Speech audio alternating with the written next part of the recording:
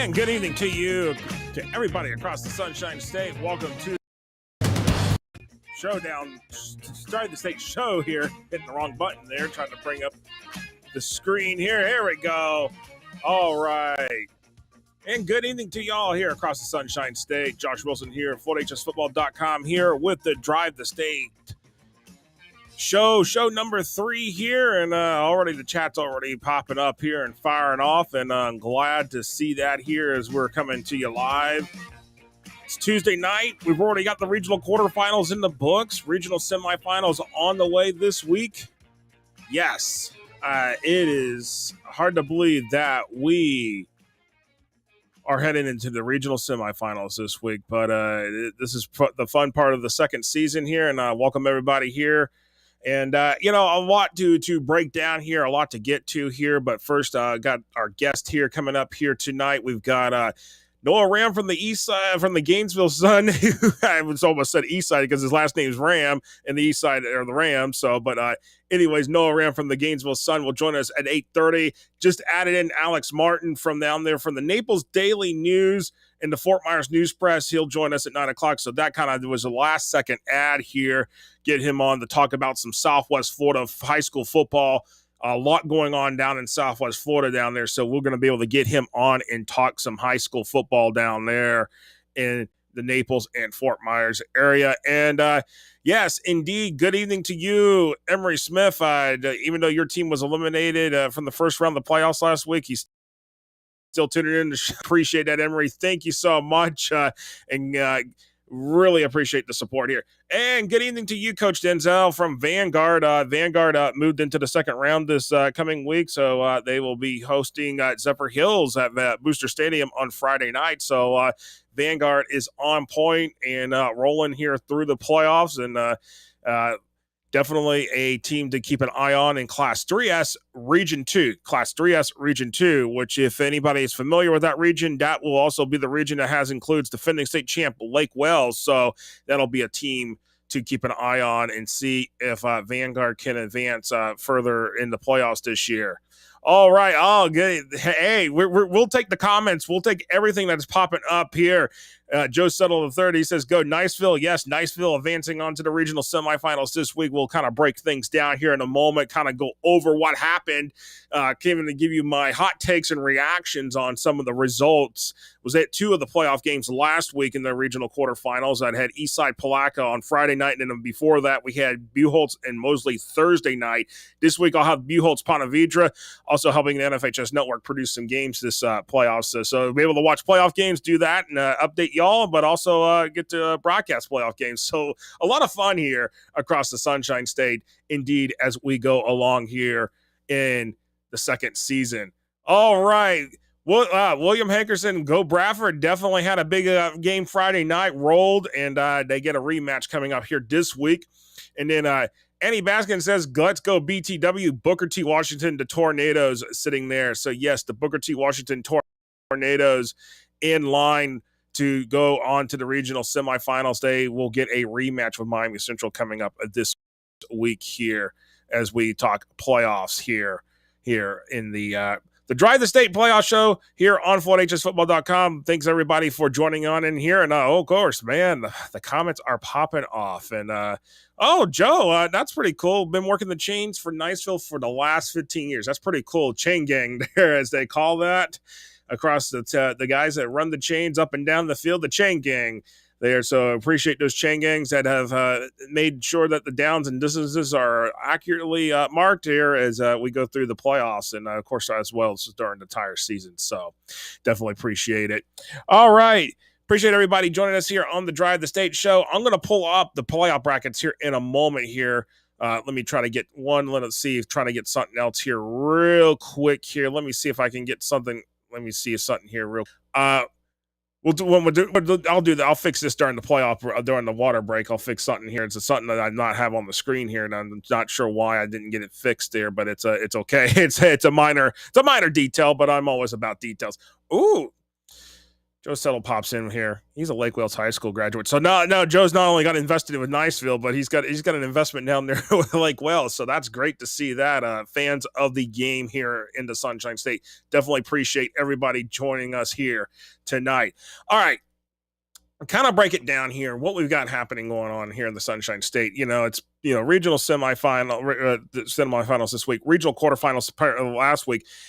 There was a lot of interesting games, a lot of close games, but then there were some also games that were very much wide open in terms of one team had a lot of points and another team really didn't have the amount of points. So again, we're going to kind of break it down, kind of give you some hot takes, some reactions here for your hot takes and reactions too to these results here from the first round, because really looking at these results, some of the teams that I thought were going to win did not end up doing that. And actually, what we can do is I'll go ahead and bring it up because I still have it from last week still sitting here, and I'm going to go ahead and pop it in. And what I want to do is try to go over the results here. And we'll start with Class 1R, go through that bracket there. Of course, we only had 7 of the 9 classifications play last week. The classifications that did not play was 1S and 1M. Those 2 classifications did not play. They had a bye week. But all 9 classes this week are playing. But we're going to go through here and kind of do a look back on the regional quarterfinals. I'm going to pull up the results I'm going to pull up my picks that I had. Let's see if I can go ahead and pull that up here. Okay, there we go. These were the picks I had last week. And we're going to go through them. We're going to go through each of these picks here and kind of go with it here. And actually, let me get my pen out here because that will be the all-important me keeping the track of the number of how did I do last week? How did Josh Wilson do here on his picks here in the first round? And yes, I know I lost some games. I will tell you all that right now. I lost some games here and everything. So, all right, let's do this. Let's go ahead and pull this up here. I'm going to pull this up so that way y'all know what we're talking about in case y'all are just joining here. All right, here we go. Let's get it here. Let's pull it up here and let's see if I got that. See if it actually there. All right, there we go. All right, here we go. That is what we wanted to do right there, right here on screen. This is, of course, live video and all that, but that's what the fun of it is. And we're going to actually kind of bring up the music here as we talk about it. And I see the chat is still popping off. And William Hankerson, I just saw your comment pop up. We'll talk about that comment in a moment as we go through what we did here from last week. All right. So going into the brackets, I'm going to see if I can do this at the same time. Let me see if I can bring it up here. Let's see. And yes, allow. Let's see if it's going to let me do it at the same time as I have this. All right, here we go. Let's see. Okay. Perfect. Let's see if this is going to allow me to do it this way. Nope. I'm trying to figure out how the best way to pop this on the screen. Let's see if we can do that right there. Okay. All right. So you can kind of see. Let me see if maybe this is going to be the better way. I'm just trying to figure out the best way to do this. All right. Here we go. This is what's going to do. This is probably going to be the best way it's going to work. All right, so as you can see here on the screen here, we've got the Class 1R bracket up. As you can obviously see the results here that we've had here from last week. And trying to pull my screen up, and they're trying to find my mouse error, and all of a sudden it is disappearing on me for some reason, and I'm not sure why. If I can just actually kind of get it to work with me. There we go. That's what I wanted to do. All right, so we're looking at here with everything that we've got here. Northview beat Jay. I was not shocked by that at all. And actually, I'm going to have to do this because it's so much on the screen here trying to pull up. Let me pull up the thing that I had on this. There we go. All right. That way I can see my picks a little bit better while I'll show y'all. You can see the picks in the top right corner on the screen here, but you can see the playoff brackets here that I have got here on FloydHSFootball.com as we go through the results. All right, so with that said in mind, Northview over Jay, I was not, that's what I had on my pick there. I had Northview winning that game. I'm not shocked at all that happened. That was a game that I really saw. I mean, coming real easily because Northview had already beaten Jay earlier in the season, and they really just took care of business again against Jay. That's where I would call this is that 4-5 seed where it was a little wonky, where I felt like Northview probably should have been that 4 seed. Jay should have been that 5 seed, just based upon the schedule that both teams have played. And, of course, Northview gets the win right there. Chipley over Vernon, no surprise there. Sneeds over Cottondale, again, no surprise.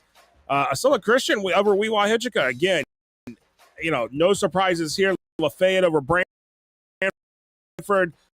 Lafayette took care of Brantford very much so early here.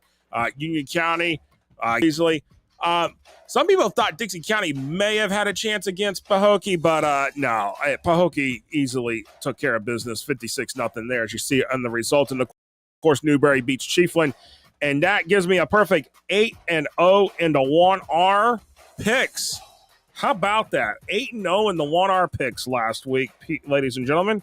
And that's definitely a good way to start off the show here in making picks here and for the playoffs. So 8-0 in 1R last week, and very happy about that here as we roll along here. All right, so kind of popping out here real quick here.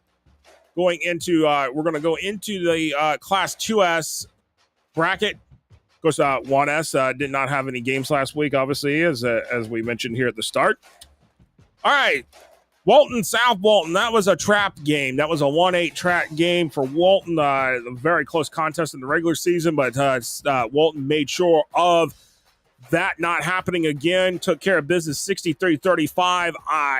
Really, just it's a great year for the Braves. 11-0 now in the season, but they get a rematch with Pensacola Catholic, who took them to task in district play this season. This could be another one of those games coming up here this week, and we'll talk about that here in the Pick 6 later on in the show. But Walton, Pensacola Catholic sitting there in that 1-4 matchup here this week in the regional semifinals. Wakulla, Florida High is going to be another one this week, but Wakulla takes care of Gaston County, Florida High. And Mariana, Florida High just takes care of Mariana in a rematch. And, of course, Wakulla, Gaston County, that was another rematch as well there from the regular season. So far, that's 4 picks right. Bradford, let me see if I actually got that here. Let me go to the screen here because I actually did not flip the screen on y'all's side. But here, let me go ahead and flip that one. All right, so there we go. All right. Bradford won last week real easily. Eastside Palaca, that is one that was really amazing to watch. That was a fun game.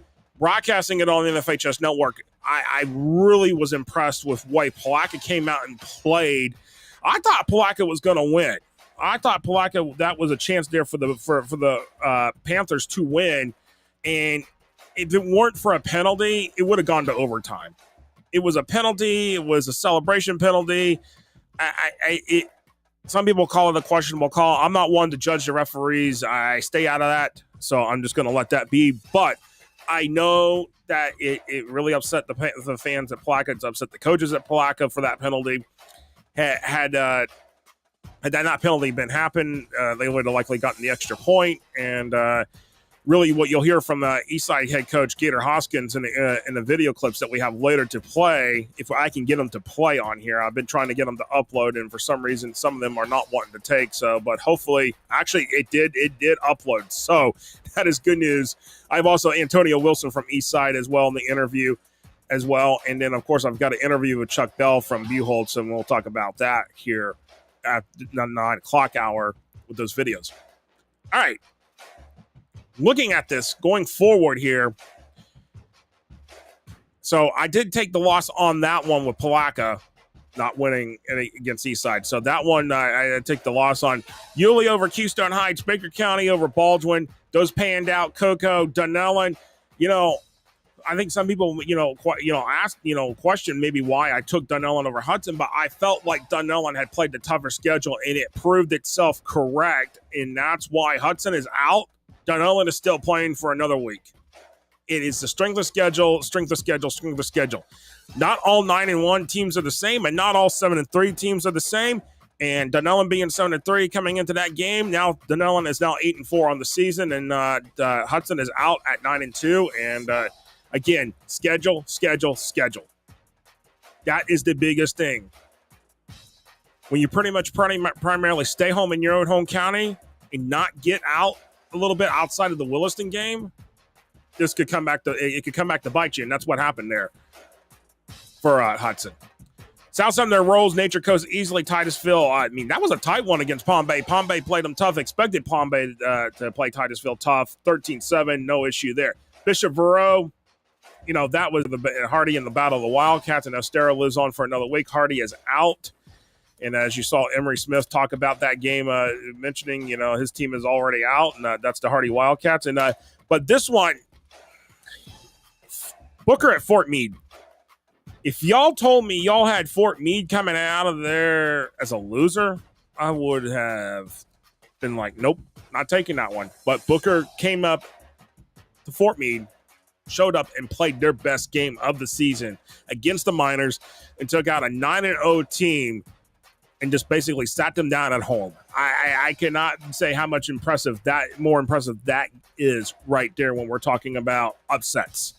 Booker upsetting Fort Meade. That goes down as the big upset this week in Class 2S. And, at this point, my thing here we go. We're looking at this and looking at a 16 games.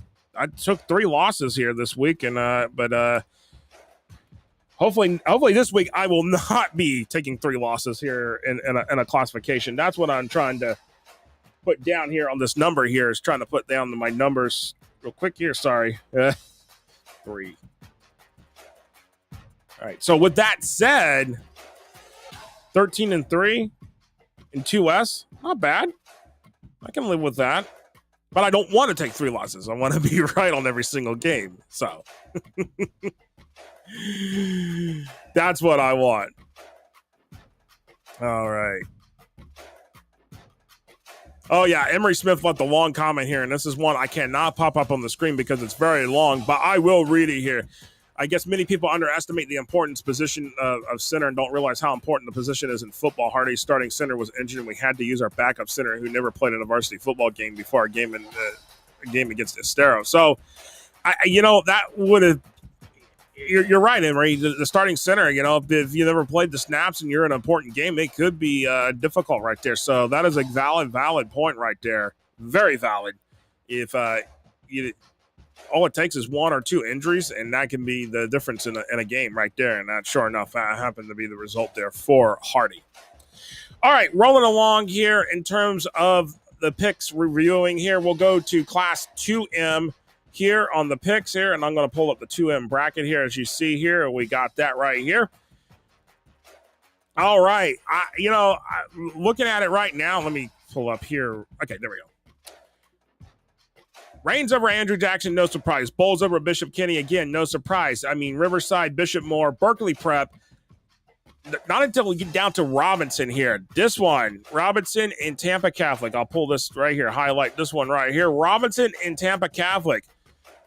It was a 25-24 game in the regular season. Tampa Catholic said we wanted revenge, and they got the revenge, and they kept Robinson from pretty much putting any points on the board except for 7 points. And Tampa Catholic is on to the next round, and Robinson is out after going 8-2 in the regular season.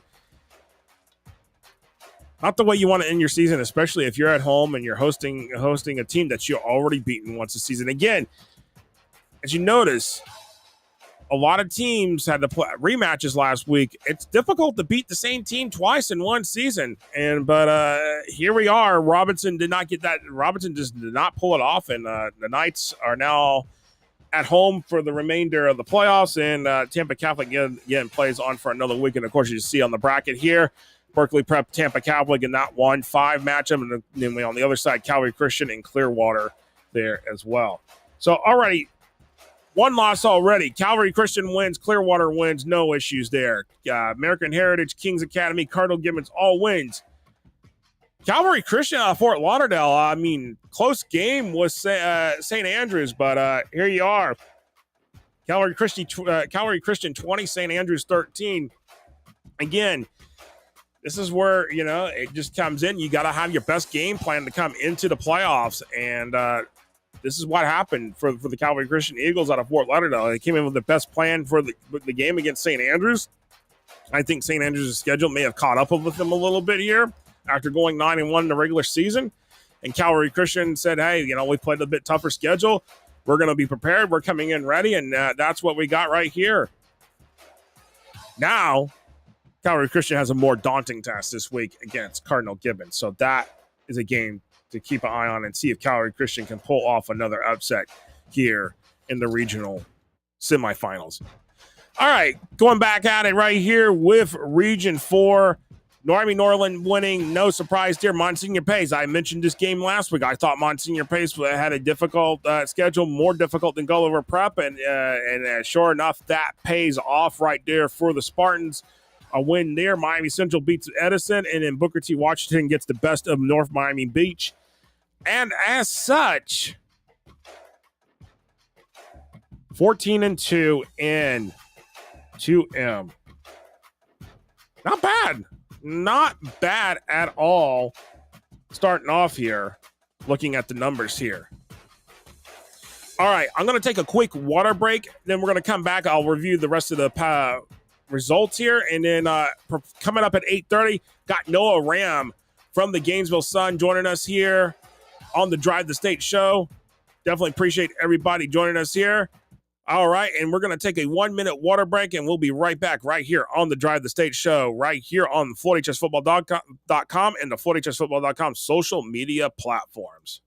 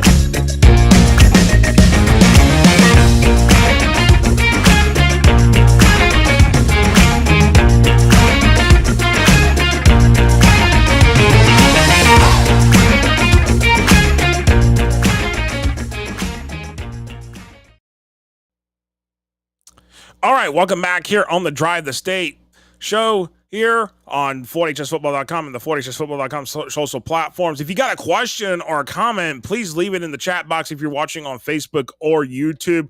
Definitely appreciate all the comments, and we'll bring those comments up here throughout the show. If you got a question for our guest, which we have Noah Rand coming up at 8:30 from the Gainesville Sun, and then Alex Martin from the Fort Myers News Press and the Naples Daily News at 9 o'clock. You can join us here on that and leave your comment, leave your question. We'll pop that up here on the screen, and we'll get to that here throughout the show. All right, kind of back to reviewing the regional quarterfinals here as we go through Class 3S now with the results here. And as you see up on your screen in the right-hand corner there on the, you can see the brackets that we appear on the screen as well. No surprise there. Escambia at Pine Forest, that one, Escambia comes out of 15-7 winner over Pine Forest, and Pine Forest won earlier in the season. But here it is. St. Augustine will now host Escambia in the regional semifinals, and that is going to be a tough one for the Gators to get out of. So right now, looking at the results here, 4-0 so far with Lincoln and Choctaw winning those games as well in the Region 1 section of 3S. Vanguard, Zephyr Hills, Lake Wells take care of business. Auburndale almost had it, but Leesburg gets a playoff win, and it is on to the regional semifinals where they will play the defending state champ Lake Wells coming up here this week in the regional semifinals. All right, so that's one loss for me right there. Going down further, Mainland takes care of business. Jensen Beach and Rockledge had a close contest, but Rockledge comes out on top. O'Galley, Sebring, winners there. Golden Gate, a winner as well. Fort Myers and Dunbar, oh my goodness, what a tough one right there. Fort Myers almost had Dunbar, but Dunbar hangs on to win. And now Golden Gate gets the challenge of Dunbar sitting there in the regional semifinal. So that will be an interesting result, or interesting game, I should say, to watch for this week. Looking at the rest of the games here that we've got sitting here, of the results, Naples takes care of Parish Community, no issue there. Port Charlotte hangs 68 on Barron Collier, even though Barron Collier put up 31. 31 would win you most games on any night, but Port Charlotte putting up 68 since Barron Collier out of the playoffs. And now Naples and Port Charlotte will meet up this week in the regional semifinals. So, looking at that said, 3 losses, I mean, that's not bad. 13-3. Again, I expect some losses here. So, in the course of picking games, but I like to try to keep these at a minimum, as always. All right. Looking ahead, looking at Class 3M here, I'm going to pull up here as well here on the screen here. Class 3M, the next set of games here. Let me go ahead and bring it up the 3M bracket right here. Here we go.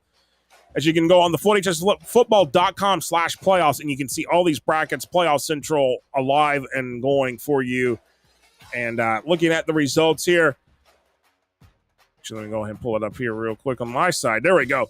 Edgewater, Jones, Armwood, Tampa Bay Tech all take care of business, and a lot of them either playoff rematches or from last year or rematches from the regular season, which actually was the case for 3 of the 4 games. But now it sets up rematches for this week that we're going to talk about in the Pick 6 in the 9:30 part of the show. All right, so 4-0 there. Jesuit, easy, takes care of Pinellas Park easily. But my goodness, this one, Northeast and Hillsborough. This is what you look for in 4 or 5 games. 1-point games, close games. That's about like that Eastside Palaca game. Well, the same thing happened here. 1-point game, Northeast 27, Hillsborough 26. Hillsborough's out. Northeast moves on to live for another week, but they draw a tough Jesuit team in that regional semifinal part of the bracket. So far, 1 loss there in my 3M picks. And let me make sure that I've got this all written down here real quick. 3, as I went 13-3, just making sure that I've got it all written down here. All right. Looking at this going forward here with the other results. Largo Gaither, coming up here in the regional semifinals, but I said last week that Gaither was going to beat St. Petersburg. You're looking at it, we're looking at it from a 3-6 standpoint.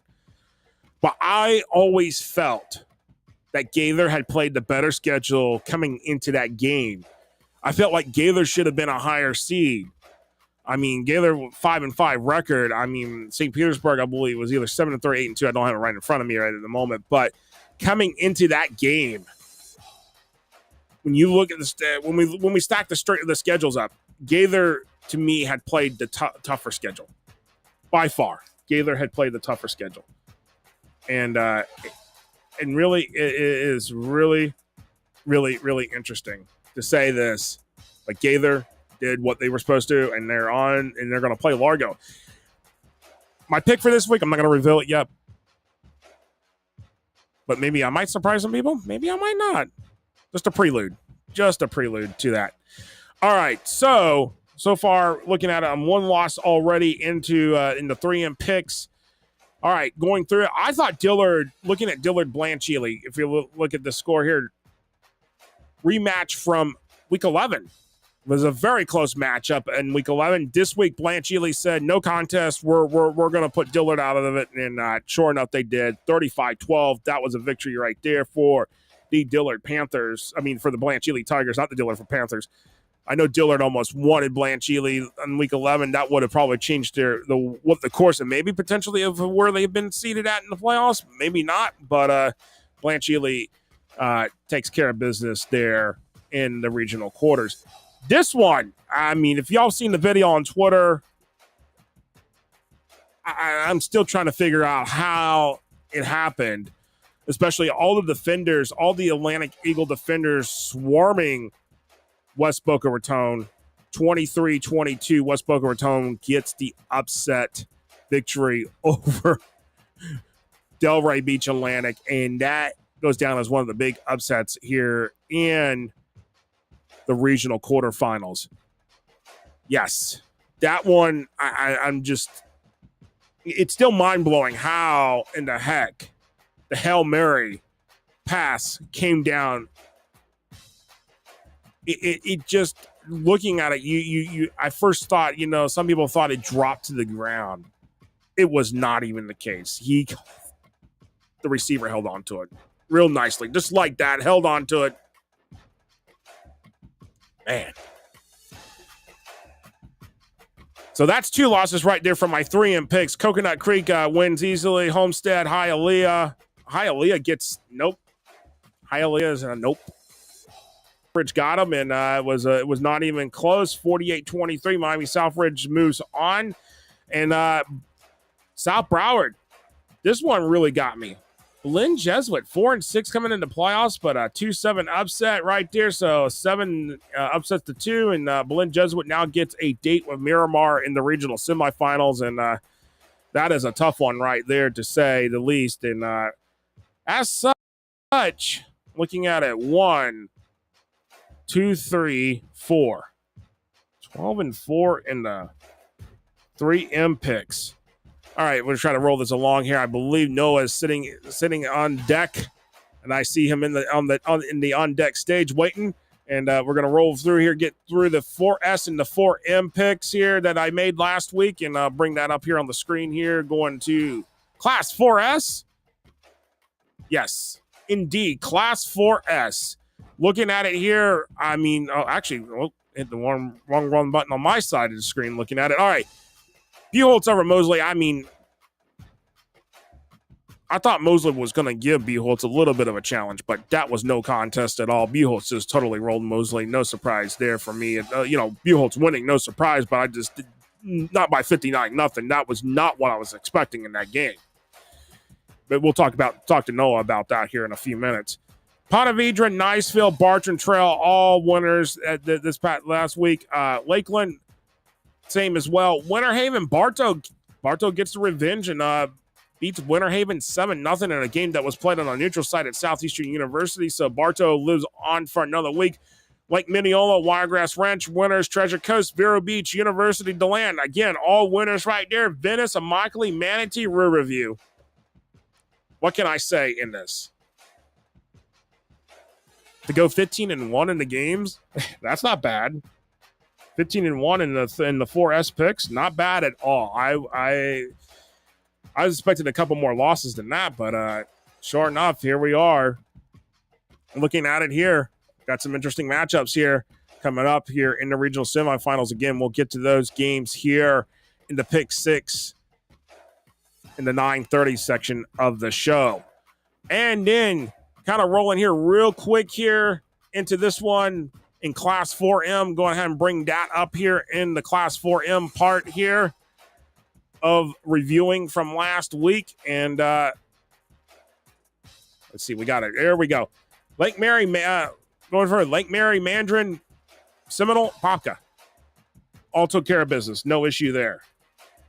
Sumner, easily take care of business. Palm Harbor University, their first home playoff game ever. I never thought in a million years they would not score anything in their first home playoff game. But Durant shuts them out on the road.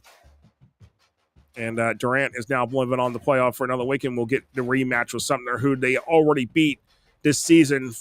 That got them the district title in District 8 in Class 4M. Plant, winners over Plant City, but Dr. Phillips gets the revenge over Olympia and knocks out the district champions in District 5, and Dr. Phillips will now go on the road to play Plant this coming week. Monarch wins. Santa Lucia's beats Palm Beach Gardens, and that was so right there. Looking at my stats here, 1, 2, 3. Already 3 losses right there that I'm on my picks. Palm Beach Central easily takes care of Spanish River.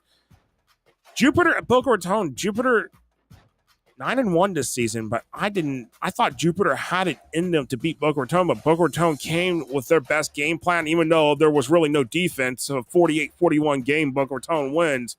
So that's 4 losses right there. West Broward giving me my 5th loss in this. This is where 4M, it's one of those classifications where it's just anything can go, anything wacky can happen. And as you can see here on the bracket, that sure enough happened here. I mean, South Day give West Broward everything, and South Day moves on. West Broward is done for the season. And so that puts me at 11-5 on the 4M picks there. And I have to say, I did at least go undefeated in one of the brackets, and that was the 1R bracket, and of course 15-1 in 4S. But I'll have to get the final numbers calculated out here in a moment. But I don't want to leave Noah hanging on too much longer when the waiting in the green room side of things here. But let me go ahead and pull up the comments real quick here, and yeah, and I'll bring this comment up here from Christopher Like. West Boca with a huge upset this past week. Yes, West Boca Raton did have that big upset. That was huge for them, and now they got a big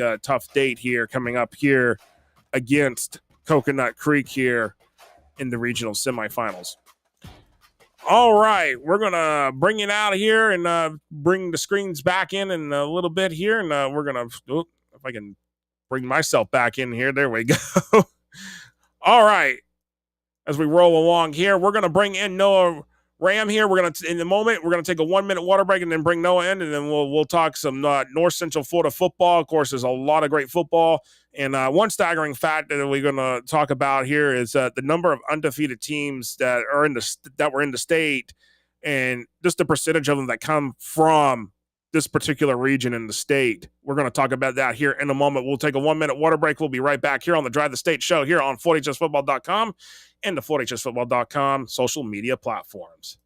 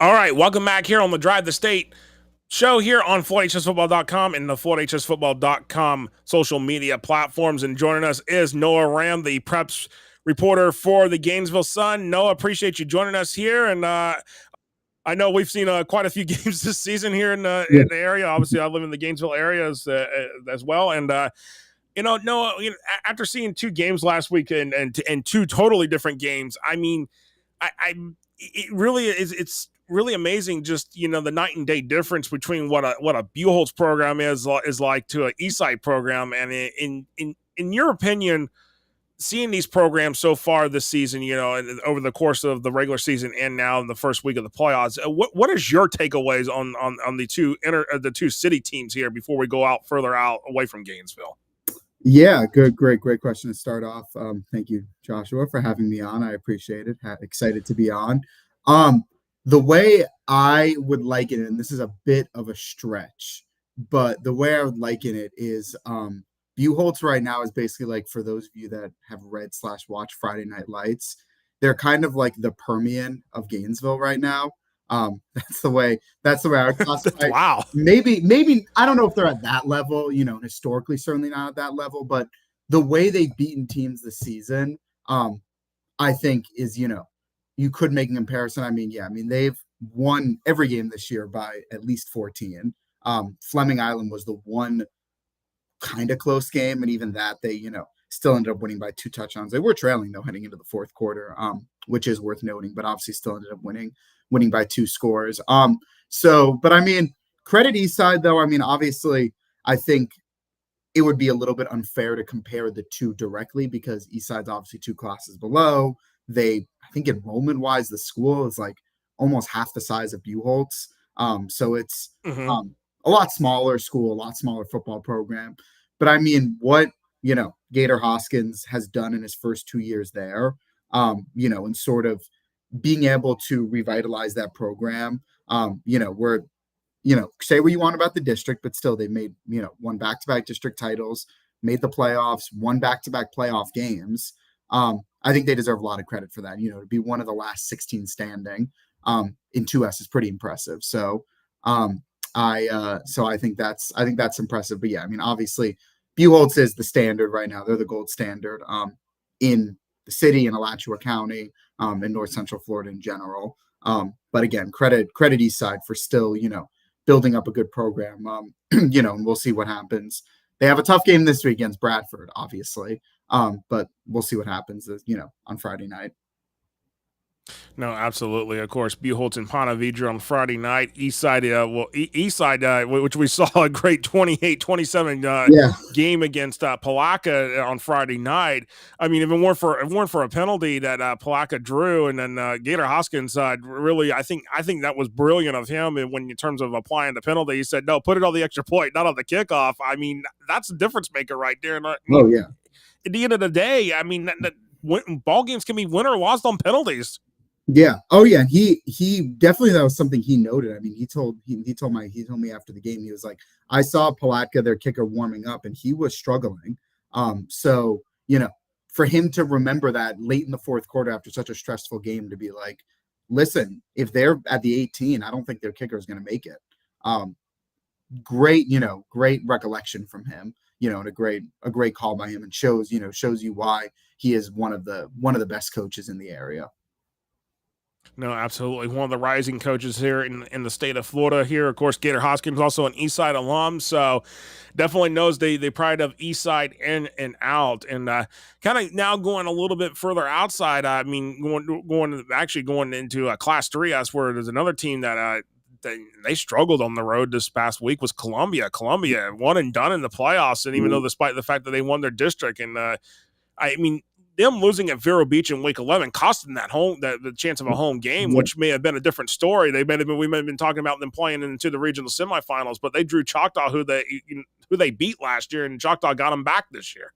They had a couple of things, and I think the future is, I think what Brian Allen's doing there and kind of coming back to the program, I think they have a very bright future there, and I think he's done a good job, sort of changing the culture of that program. I do think the problem with them is, and they had issues. Idalia brought some issues. They had to cancel a game because of that against Union County. Weird, they had a tough schedule. I think their problem was they just got behind the 8 ball so much with an 0-4 start that, they could have, again, gotten a home game with beating Vero, but then you lose to Vero. And then all of a sudden you got to be a 6 seed. You got to take that long drive out to Choctaw. And I think that really hurt them a little bit. So if they'd managed to win 1 or 2 games at the start of the season during that 0-4 stretch, they could have been a situation where they still could have been a high seed despite that Vero loss. And then all of a sudden we're looking, they were a 3 seed last year and went to states. So we're looking at a situation where maybe, again, they get a high there at home and it's a totally different situation. But I think the future is still bright there. Obviously a disappointing end of the season, but, again, this is still a team that went to the state semis last year. This is still a team with a great coach. So I think they're in a good spot there. Just, this year wasn't their year. Yeah, absolutely. And of course, and then, right up 3-1, there's Bradford sitting there, which I've seen Bradford already. I think you've seen Bradford a couple times already this year as well yourself. And I mean, that Tornado defense, I mean, their offense is great. Their offense is solid, but that Tornado defense is what really has been their bread and butter this year. And I mean, when they play sideline to sideline and end zone to end zone, no, it's hard for any team to really score on them. And somebody brought up a comment here, and this was something that I know Clayton Freeman of the Florida Times Union, a sister newspaper to the Gainesville Sun, brought up, and it was here in the comments here, and I'm going to pull it up here. Actually, it's William Hankerson. They did bring this up here, and then they've outscored Eastside 99-7 in the last 3 meetings. That's a tough one for Eastside to probably swallow there, knowing that this is not going to be an easy game to go into this week. Yeah, and that's it's a hard factor to ignore. When you're talking about that game this week, you want to give Eastside a chance. Once you get to this round of the playoffs, every team's got a shot. It'll be really, really tough though. And I mean, Bradford, again, their defense, what they're doing, especially after last season where they lost a lot of guys, to come back and arguably, I mean, they lost to Swanee last year in the regular season. They, at least on paper, are better this year than they were last year, which is really impressive, again, given the talent they lost, especially on the defensive side. But their offense has done a great job. I thought it was pretty interesting, the game I did see them, which was against, now mine was against Lecanto, who is not the strongest opponent from, I think, the the Tampa area. I'm pretty sure they're 3S school. And they put a running clock on them, I think, pretty much from the start of the third quarter. But that was one of the games where Willie Pollard, who's their, very, talented running back, was injured. And I think he should be coming back if he hasn't come back already. But I thought that was interesting because they still rolled over because their quarterback, Dejon Shanks, he took over the offense. And I think that opens up something. I think he in his senior year has shown a lot of improvement. And, I think that, because we know their defense is going to be good, but they're going to need some offense, if they want to contend with, the Cocos of the world, who obviously beat them last year. And I think they have the offense to do it. I think they do have the offense to do it. Obviously, it'll be tough, but they are in a good situation right now where I think they should be hosting the state semifinals, because they. I believe so. I believe Bradford will be. Yeah, because they ended the season ranked, I think, just behind Coco and 2S. So they hosted last year, and they lost to Coco, but being able to host again this year, I think, could help. And it would be fun. It would be really fun, to see them, go to the state semis there, or go to the state final. They're one of your quintessential, small town football with a really, a passionate fan base.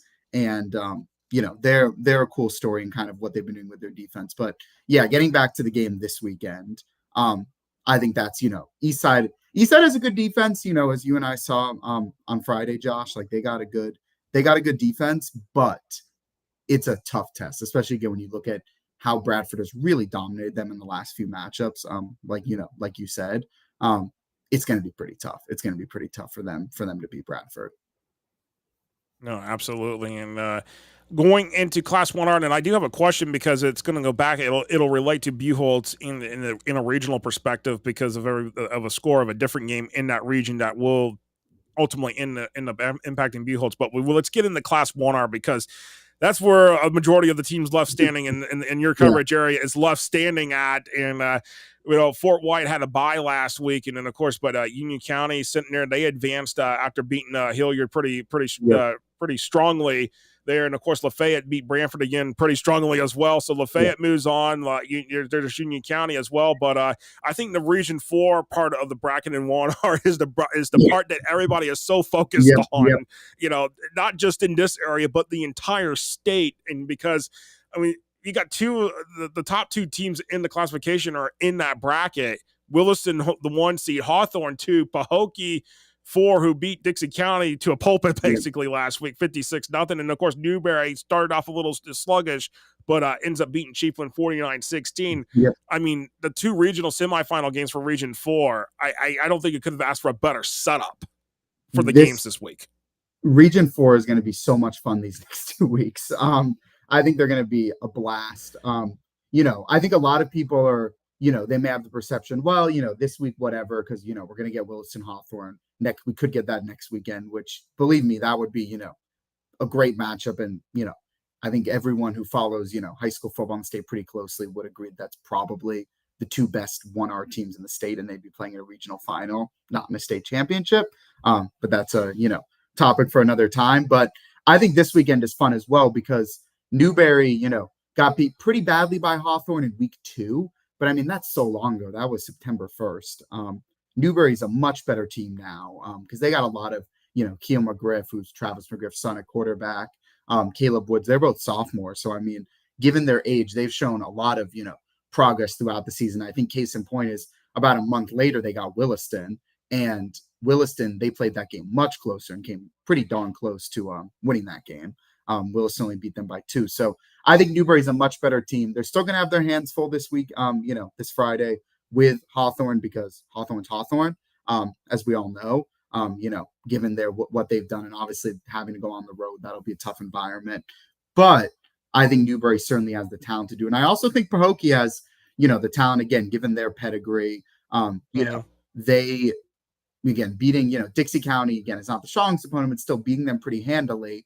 And, Williston last season, I know, every year is a new year, but it is worth noting that Williston had the undefeated season last year and then, hosted I think it was Wildwood in the first round and Wildwood beat them. So Williston kind of has some of their own demons to get over with, avoiding that first round upset that they had last season. So I think I would pick Williston to win just because Pahokee, that is also just the challenge of it's such a long drive. and such a challenging trip for, them having to go up into, up into North Central Florida from Palm Beach County. But again, they're the type of team that could get the upset. And I also wanted to just say quickly, because I know you mentioned Region 3, and obviously Region 4 is the interesting one, and has more local teams. But I think Region 3, one thing I want to say about that is I am fascinated by that Fort White Union County game this weekend, because it's just such two different teams. In Union County won the region last year. They played a tough schedule this year. I mean, they lost to Walton, who again is a top ranked team in the in 2S. They lost to, can't remember the school right now, but one of the good M schools from the Orlando area. And they lost to Hawthorne. So Orlando Christian Prep, I think, is the team that you're looking for. Yep. That was a 1-point game, and then they lost to Hawthorne, who's Hawthorne. So they have 3 losses, but they're good losses. And Fort White, and not all but one of their wins this year are by a running clock. So they have just blown the doors off opponents, but their schedule has not been the most challenging. And actually, when I've spoken to Demetric Jackson, who's their coach, who used to led Columbia to a state semis last year, that's one thing he's kind of a little bit worried about, is they haven't really been challenged this year. Their one loss is a blowout loss to Williston. So I think that game will be interesting again, just because it's like, can Fort White keep it going, and continue what they've done in the regular season, or is Union County, turns out, are they just a much better team than their seed would indicate, and they just had a tough schedule. So I think that's interesting. But I mean, I think Region 4 is the region that's going to get the storylines. But again, Region 3 is pretty interesting as well. No, absolutely. Of course, Class 1R definitely going to be a fascinating one to watch here. Of course, not just in the Regions 3 and 4 where a lot of the teams are, but this in the entire bracket, because what's interesting enough in all of this is that, three of like, it was like 14, 15 teams were undefeated going into the postseason, and there was like 3 of them sitting there in Class 1R, and that was Hawthorne, Williston, and then Bozeman up in Region 1 in the Panhandle. And Bozeman's a different team of in itself, and that's a team to watch and see of how far they go in the playoffs. Of course, there's some legacy schools sitting there in the mix there. They were like Blountstown and Port St. Joe and Holmes County. All those teams right there could be interesting opponents, that maybe potential opponents that Hawthorne, Williston, or Newberry could end up seeing, or Fort White along the way here. So that could be very interesting to watch here as we go through the next couple of weeks. Yeah, for sure. And Noah, there was a question here, and this one, because it's going back to Region 1 in Class Fast. Thoughts on Bartram Trail and the VAR game from a perspective, because looking at it, that Bartram Trail may have a rematch with Buchholz, depending if they can get past Niceville. And that game last week, that was a high scoring affair. And I think that's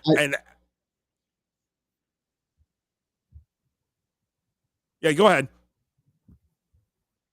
No. I was just gonna say, that was no, I'm here. I'm still here. You guys hear me? Yeah, I can hear you now. I think it's just kind of cutting out there. I don't know what happened there. But no. I know I didn't mean to cut you off, but that was a that was an interesting game, just to see, kind of tracking that score and see how much of a shootout that was. I mean, that was what, like 100 and like over 150 combined points, or maybe not over 150, but like over, I think, 130 combined points between the two teams. So pretty impressive. I mean, that's impressive when we're comparing to when Buchholz and Bartram Trail played each other in the regular season, and it was not even close. Yeah, that game is just, the more time passes, I don't really know what to, being honest, I don't really know what to think, because at the time that game felt weird, because Bartram, they'd had the 3 losses, but they had lost close to, they lost close to Mainland, they lost close to St. Augustine. I think those are the 2 losses, if I'm not mistaken. And then they played IMG, who's IMG, but even that they kept it like, close to into the 4th quarter. So for Buchholz just blow the doors off of them was surprising. And I mean, never mind the fact that after, Bartram played Buchholz, they beat Mandarin, which is a pretty impressive win. So I don't really know, part of me wants to say like, oh, that game was maybe an anomaly, and like, Buchholz and Bartram were to play, 10 times, maybe other times it'd be more competitive. And that could be true, but, watching that game, there was nothing fake about it. I mean, Buchholz was really, really good in that game. And, very much deserved to win by the score they did. They completely controlled that game from start to finish. So again, part of me would suspect that, if Bartram can get by Niceville this week and we get that in the regional final, which obviously would be fun. I mean, Niceville, Bartram would be cool just because they haven't played each other. So to kind of get that matchup of like the two schools that have probably been the two best teams, in 4S this season, that would be interesting. But to get a Bartram rematch, district opponents, they kind of have a little bit of a rivalry right now. That game got pretty chippy in the second half. That would be interesting. But I mean, again, I can't help but think that if we get that game, the Buchholz is going to win pretty handily. Because again, there was nothing, fake or anything from that, from Buchholz a few weeks ago. So I don't see why it wouldn't be any different, if they were to play next Friday in the regional final. Absolutely. And of course, it's hard to believe Thanksgiving's next week, and that'll be Thanksgiving football on Black Friday. Tell me where the calendar has gone this year. No, you're telling me. I know. We're States is in Tallahassee is like 3 weeks away. We're almost there.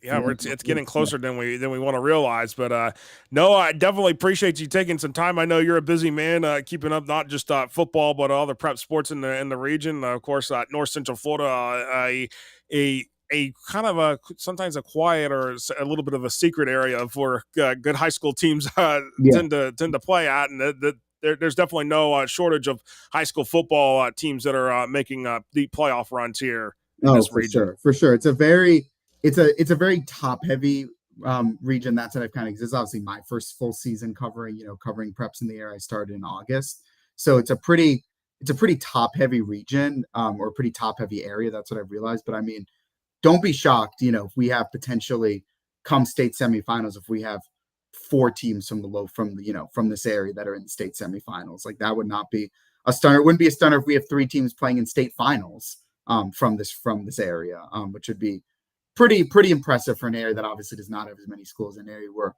I think more than half the schools are in 1R. To have teams like Buchholz in 4S and Bradford in 2S, have the dominance that they have is pretty impressive and a pretty fun thing to see, because you really have it again from the top class to the bottom class. You really have great football all around. So yeah, it's a busy job covering high school football in the area, but it's a heck of a lot of fun. No, I appreciate it so much, and it will be a lot of fun. And of course, I believe I'm sure I might probably see you at the Buchholz Ponte Vedra game on Friday night. We'll have that one on FHS Network available too as well. So a lot of coverage to come from that game as well. Yep. That should be fun, as will all the other games this weekend in the area. Absolutely. All right, Noah, appreciate it. That was Noah Ram from the Gainesville Sun joining us here on the Drive the State show here on FortHSFootball.com and the FortHSFootball.com social media platforms. Got Alex Martin standing by for us here from the Naples Daily News and the Fort Myers News Press. We're going to take a 1-minute water break, and we'll be right back here on the Drive the State show here on FortHSFootball.com and Football.com social media platforms.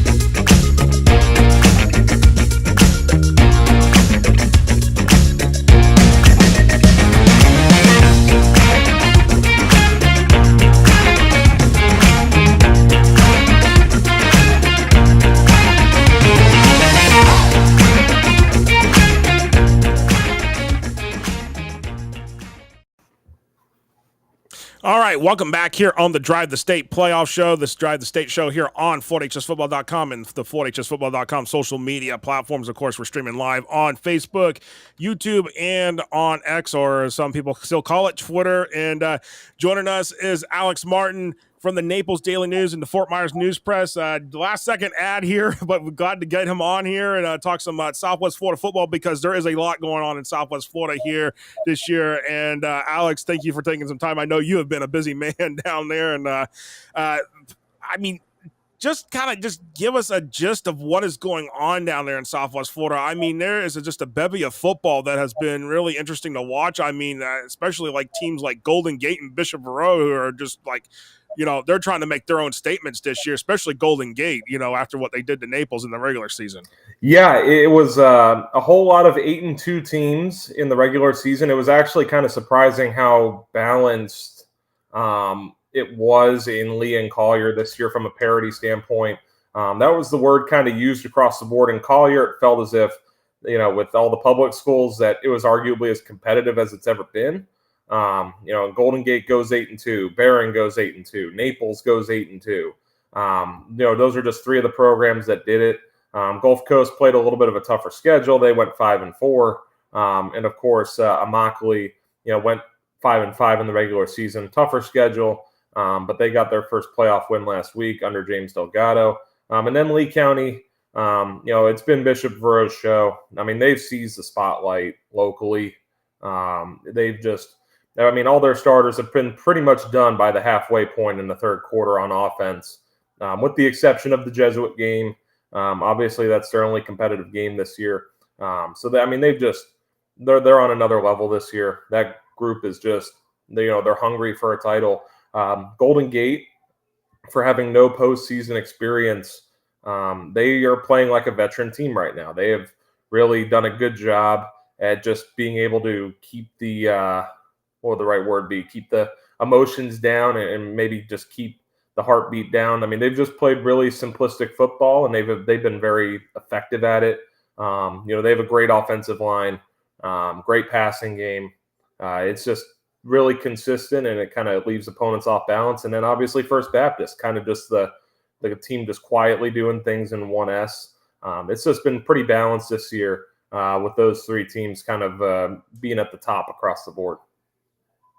Of course, the First Baptist, the defending Class 1 state champions, and the team that a lot of people are pegging potentially if First Baptist makes the run, obviously what it looks like they may be able to have that chance of getting back to the state title game and defend their state title the way the path looks right this second.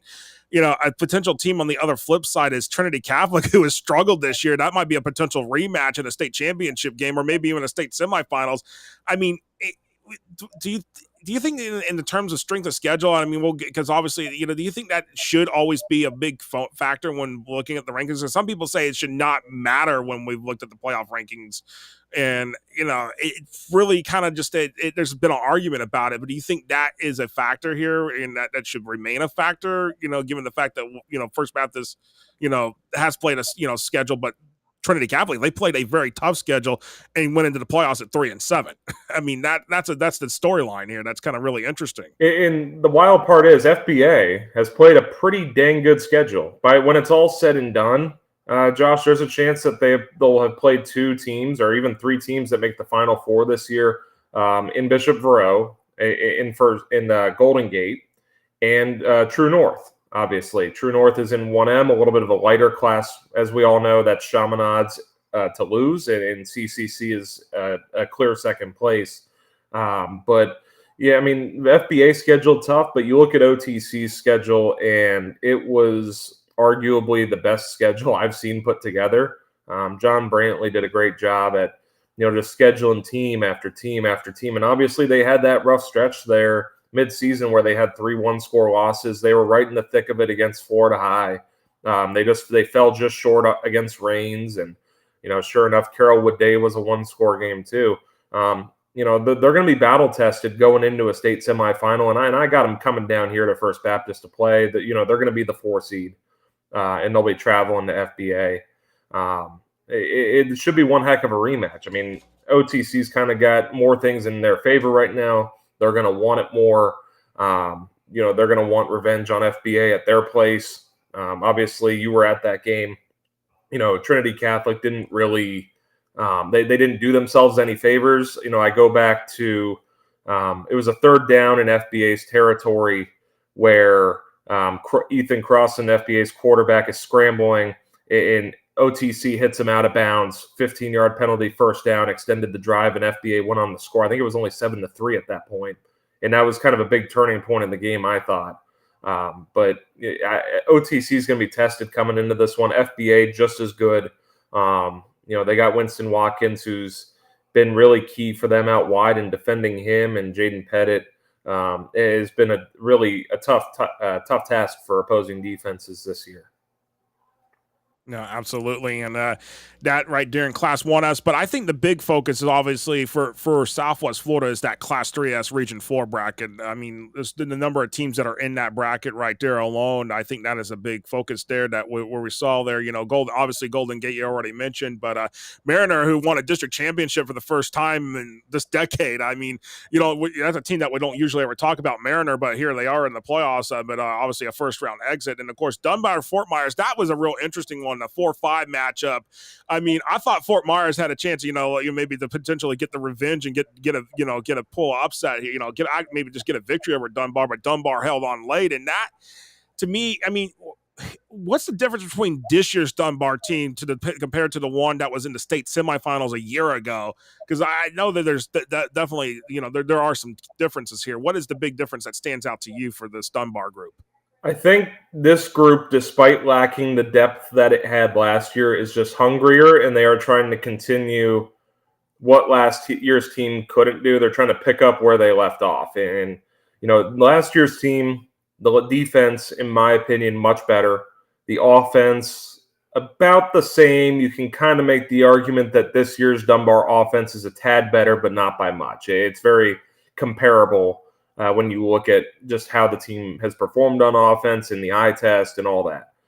This year's defensive team, it's just they lack depth, but they have enough playmakers on the defensive side to where you can't really exploit one thing, right? And, their secondary is not as deep as it was last year, but you still have to account for a guy like Kelby Tyree, for example, or Gary and Berger, who is in his first year with the program after transferring from Fort Myers, ironically, having a pick and a fumble recovery in that game. Just one of those weird storylines. You got Kai Garcia on the defensive side anchoring a linebacker group that's pretty talented. Definitely not where it was last year, but Kai Garcia was the alpha dog last season, and he still is this year. Defensive line, J.B. Stevens is missed. But you got guys like Jalen Christmas, and you got Venier Baptiste and Min Edwards who can wreak havoc up front. Really the only glaring weakness for Dunbar this year, and it's been their offensive line. They have gotten worked in a handful of games this year up front. That's where if I'm the Dunbar staff and I'm Dunbar, that's where I would be concerned going into this matchup with Golden Gate. Golden Gate's front seven is very talented. They are physical.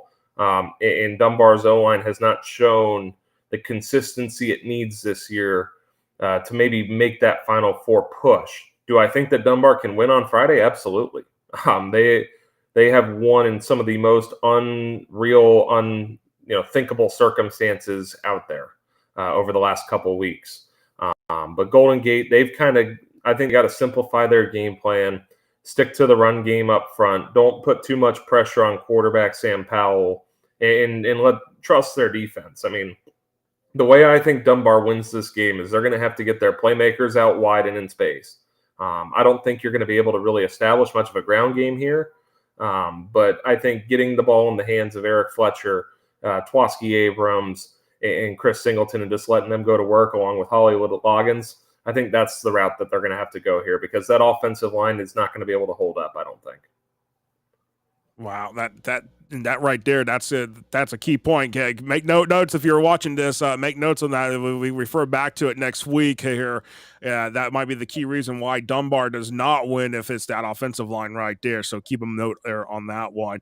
Naples obviously does there to take care of business. And what was interesting is that Golden Gate and Naples were so close in terms of the power ranking that Naples almost ended up in the 1 seed and Golden Gate 2. I mean, it really amazes me, that how close they were in terms of the power ranking. But, looking at it, there's that 3-6 matchup, Barron Collier, Port Charlotte. And Barron Collier, to be honest, I didn't feel like Butler and Collier should have been a 3 when the final power ranking came out. And sure enough, Port Charlotte proved it here, putting 68 on them. I mean, that to me is one of the glaring holes and maybe why maybe the FHA power ranking needs some margin of victory added into it, because I feel like margin of victory tells a better story in terms of the team's strength of schedule along the way. Well, look, as much as like I root for it, and it's just not feasible because there's just not enough statewide media for it. I would be a big proponent or a big fan of a committee style in terms of ranking your regions. Port Charlotte, despite the strength of schedule, massively underseeded. Everybody kind of knew this year, down here at least, that Port Charlotte was going to be really dang good. And yeah, they lose by 35 to Bishop Verot, but what team hasn't this year? But Port Charlotte, a physical team up front, and I thought they were underseeded at 6. If you would have told me to rank the region, I probably would have gone Golden Gate, maybe Port Charlotte at 2, but I'll stay with Naples at 2. Then Port Charlotte, then Dunbar, then Fort Myers, then Barron, then who would have been 7? I would have probably, if it was Parrish in the rankings, I would have probably gone with South Fort Myers and then Mariner. Port Charlotte didn't get enough credit. They didn't obviously play as loaded of a schedule as a team like Naples, for example, who had American heritage, and that boosted their schedule. But Port Charlotte hanging 68 on Barron after Naples could only put up 24 points in that game. I think Port Charlotte deserves to be a road favorite. They kind of have the storyline in their favor. Obviously, they were ravaged by Ian, and they were practicing in, I think they were lifting weights under circus tents because their weight room was not usable. So, I mean, I think they're just hungry, and they've kind of embraced that mentality of the comeback story where, they might be able to out-physical and just out-muscle Naples on Friday night. I mean, Port Charlotte's a really talented team, Josh, and I wouldn't be shocked if they get to a Final Four. I mean, that is the story to watch there, see how they do when they make the trip down to Staver Field this week. And going back to 2S real quick here in that Region 4 bracket, obviously Bishop Road drew the 1 seed, but I think the biggest upset, which a lot of people were pegging a Bishop Road Fort Meade regional final, and that's not going to happen after Booker came in and took Fort Meade out. I mean, would you call that the most stunning, probably in terms of results here from this to open up the playoffs? In terms of locally, yeah. Booker, again, I thought was a tad underseeded. Fort Meade didn't really play the schedule that they needed to in order to prepare themselves for the postseason. Obviously, being inland, your opponents are kind of limited and your expenses are limited, so you're probably going to default to who's closest to you. And that means scheduling opponents like Frostproof and Avon Park and all that. But Booker, obviously having more athletes, maybe not the most well-coached group of anyone in the region. They kind of cost themselves a few games this year, but very capable offense. They've been in a handful of games this year. I think they were competitive relatively against Berkeley. But yeah, I mean, it wasn't really a shock. I mean, people in the area were kind of thinking, okay, maybe Booker can pick off Fort Meade. But it sets up a nice little matchup with Lemon Bay. I mean, our regional semifinals in 2S are both rematches from the regular season with Lemon Bay and Booker. And then this Bishop Verot and Estero facing off. So, I mean, that should be pretty intriguing. I don't know if Lemon Bay can do it again, but I know that they're probably the more well-coached group, and they're going to have to chew clock and, really try to win up front against Booker and kind of limit what their athletes can do. And then Bishop Verot, obviously, they deserve to be a 4, 5, 6 score favorite. They've just been, they've been unreal this year. And, Estero's had a great season. Their only 2 losses are to 2 teams that are probably going to make a Final Four and perhaps win state titles. But, they're overmatched. And they're going to probably have to throw the book at Bishop Verot this week. With maybe some trick plays or maybe just going for it on 4th down no matter where they are on the field. That's just how much it's going to take if they want to win. No, absolutely. And Alex, if there's anything that you haven't mentioned yet about Southwest Florida, what is it that the one fact that maybe people are overlooking that you haven't mentioned yet here? Bishop Verot can win a state title.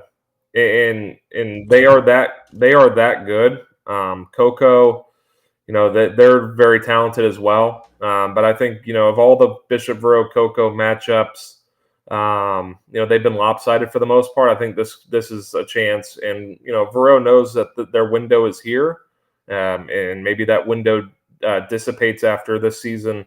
But I think personally, I've got Florida High getting out of Region 1, even though Wakula added Leon Washington and a couple other NFC guys.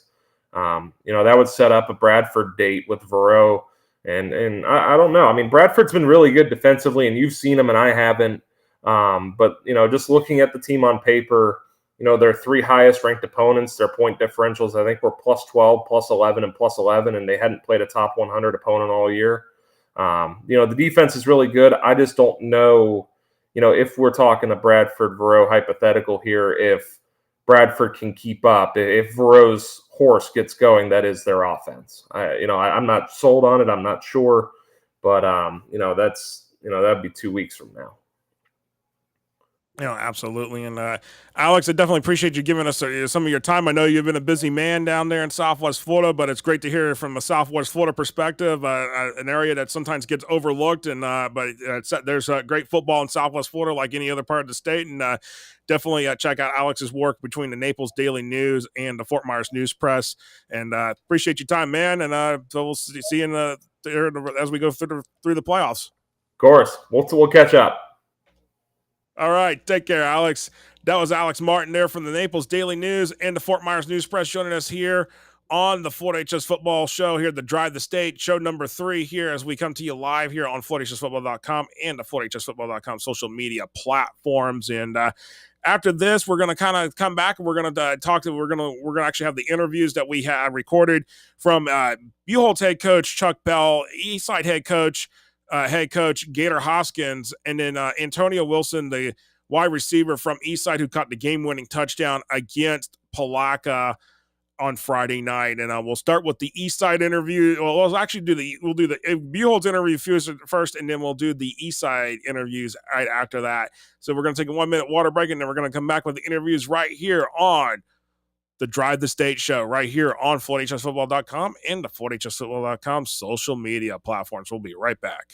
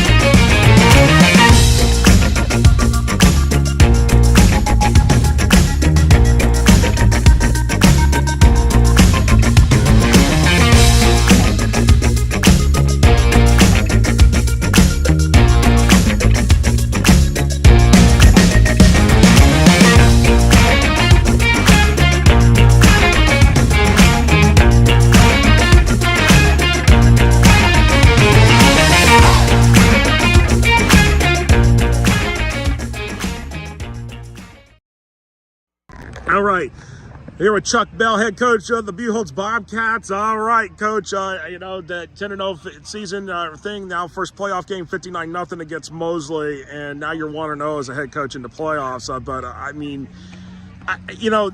Let's just start back from the start of the game. I mean, Mosley was giving y'all everything they wanted to, and then Trace throws an interception. But I mean, talk about the moment when Trace threw the interception. What was your thinking in that moment? Considering that y'all were driving down the field after stopping them in their first drive. No, I mean, you gotta call what you think is going to be there. We thought we'd have something there that a little bit off on the throw. But I was a little bit worried about trying to give them momentum early. Making a long bus trip like that, you don't want to give a 8 seed any hope there. But I'm really proud of the way that the defense was able to stand up and get big and really sort of snuffed out any momentum that they could get going off that interception. And then we rebounded and sort of found out that we could push them around a little bit, and Quentin Cutler had a heck of a night running the ball. I mean, Quentin Cutler, Miles had his touchdown, but Quentin Cutler really had his night. I mean, Trace was doing what he had to do after throwing that interception. I mean, it's to the point where it was like we're looking at the last 14 minutes of the first half, and it's like 49 points. I mean, it's like crazy. Who would have imagined that, putting almost a half 100 up in 14 minutes? I don't think, usually most teams don't do that. No. I mean, it's the first time that this is the biggest, I think the biggest deficit and the biggest score that we've had this year. I likened it to a team that I followed and was able to be a part of back in '94 when Santa Fe High School won the state championship in 4A. I think they beat Crystal River first round 56-0. So we're trying to become the first big school in Alachua County to win a state championship since 1994. And we're doing a pretty good job going step for step with that '94 Santa Fe team. I mean, when you start looking at what, it's not just your offense, it's your defense, it's also your special teams. I mean, all three phases of the game matter here when it comes to playing football, and that's been working efficiently for y'all for the entire season. I mean, this is my third time seeing y'all this season, and I feel like that each time I see y'all have gotten better. I mean, is it just that the glue just keeps getting stronger with this team? When you're on a team that's hungry for a state championship, your work's not done until game 15. I'm proud that they haven't overlooked anybody. Maybe except for we had a little issue there at Fleming Island for a bit, but we woke up. It's these guys want to keep fighting for each other. These guys want to be around each other.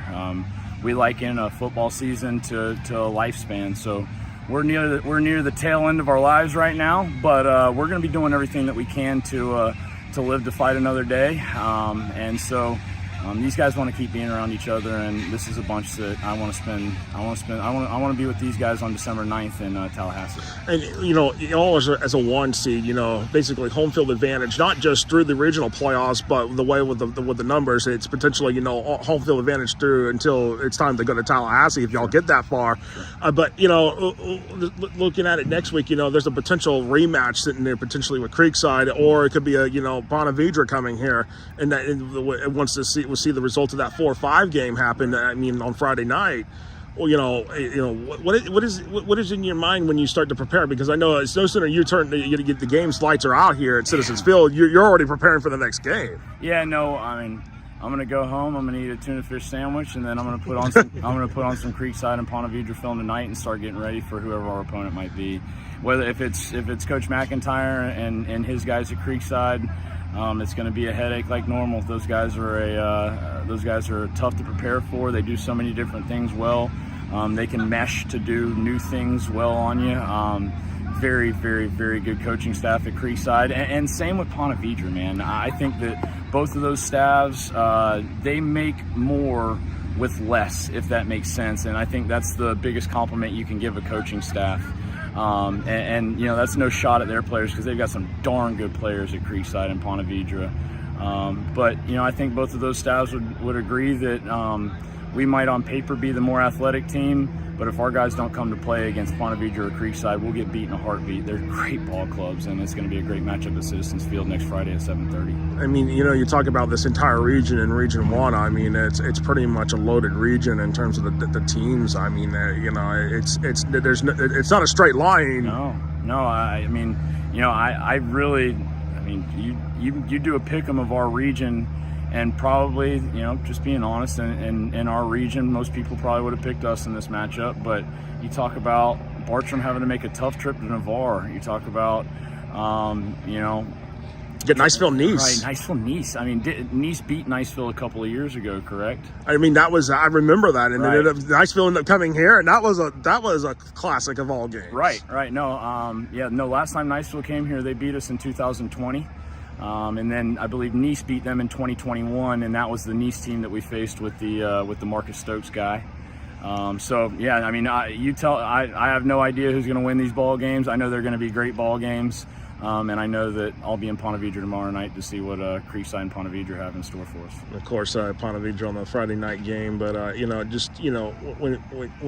it comes to this Buchholz community, the fans have been showing up. I mean, they've been loud and they were ruckus tonight. No, it's Citizens Field is a place we haven't lost since September 2021, and we hope to keep it that way. We're excited about the possibility of hosting the first, if we continue doing our jobs, the possibility of hosting the first Final Four game at Citizens Field in at least a decade. I really couldn't tell you the last time that a Final Four game happened at Citizens Field. So it's been a while. Yeah, the community's rallied around us. We've become Gainesville's football team. There's a high school in town that calls themselves Gainesville High School, but as I said a few weeks ago, I believe that Buchholz has taken the reins and is Gainesville's true high school when it comes to football. Of course, y'all won the state championship this year, so I mean there's for 5 years straight. And there you go. I mean that's the story that says it here. And at this particular point, now y'all get to you get to play for another week, and it's time it's go time. No, it's go time. I'm ready to go celebrate with these guys. It was an awesome Thursday night out here at Citizens Field. I love my guys. I can't wait to get back there and celebrate with them. And Thursday night games, there's nothing wrong with those. No, we like Thursday night games in Gainesville. Absolutely. Congratulations, Coach, on your first playoff victory as head coach, and on to the regional semifinals the next week here at Citizens Field. Appreciate it, Coach. It's gonna be a great game. Thanks, Josh. Thank you. All right, here with Chuck Bell, head coach of the Buchholz. Okay, now there we go. All right. That was head coach Chuck Bell from after the playoff game on Friday night here that was for Thursday night, I should say, against Mosley. That was 59-0 there in the Class 4S Region 1 quarterfinals there. Of course, Buchholz will be hosting Ponte Vedra this week. Didn't get the rematch they wanted probably potentially with Creekside, but they get a Ponte Vedra team that is hot and hungry, and the Sharks will come into town and play the Bobcats. Again, Friday night, 7:30 p.m. kickoff at Citizens Field. That game will also be broadcasted on FHS Network, and then we will have that game for you there, and updates, of course, on FortHSFootball.com and the FortHSFootball.com social media platforms. Now, coming up, I have the interview with head coach Gator Hoskins, but first we'll go to the interview that I had with Antonio Brown from after the game against Eastside and Palaca. Both Antonio Brown, a wide receiver, caught the game-winning touchdown that won Eastside the game 28-27. Talk to Antonio after the game, and then we'll play the interview from Gator Hoskins. And then after that, we'll get into our pick six for this week, all games, picking the games here for all 9 classifications in the regional quarterfinals. So stay tuned for that. All right, we're going to play the interview here from Antonio Wilson. Then we're going to play the interview from Gator Hoskins. We'll be right back right after these interviews here on the Drive the State show here on FortHSFootball.com and the FortHSFootball.com social media platforms. All right, FortHSFootball.com here with Eastside player Antonio Wilson, who caught the game-winning touchdown for the Rams in a 28-27 victory over Palaca in the Class 2S Region 2 quarterfinal here at Citizens Field Friday night. Talk about catching that game-winning touchdown. With Palaca right on y'all's tails. I mean, what was it like for you in getting that touchdown grab? It was a great feeling. I just want to thank my quarterback for giving me a chance. And one of probably my greatest coaches this year is me executing that play, going up and getting it, and put my team on top for the next round. I mean, y'all are back-to-back district champs, so it's been the last 2 years have been incredible for y'all. Talk about it being the emotions and everything, fighting through the adversity. Going through the last couple of years, as a team. So, coach has definitely been hard on us, especially this senior group, since we've been with them for 2 years. It's just been us locking in, executing through week in, week out, and that's how we able to come out and wins and things like that. And when we're talking about the team, being down, Palaca gets a 21-14 lead there in the third quarter. What was it like on the sideline? What were y'all trying to do to get everybody together and refocus? It was definitely us, everybody encouraging each other, keeping everybody's heads up. Well, it's a few players that put their heads down, but like a lot of our players definitely told our players to keep their heads up, and we still got to come out on top. And what about the fans out here tonight? I mean, it's great to see the fan base out. It was a great crowd.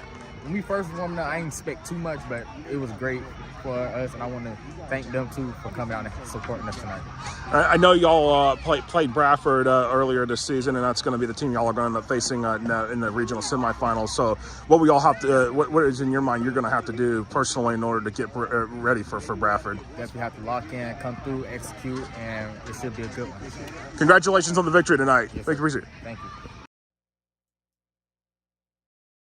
All right, FloydHSFootball.com here with Eastside Rams head coach Gator Hoskins. A 28-27 victory over Palaca in the Class 2S Region 2 quarterfinal here at Citizens Field here to open up the playoffs. And, Coach, I know that Palaca had y'all on the ropes here in the second half, and I know it was a back-and-forth game, but, I mean, you know, when you start looking at this game, both teams coming in, you know, it's a 4-5 matchup in terms of the seeding here. So teams both pretty evenly in comparison.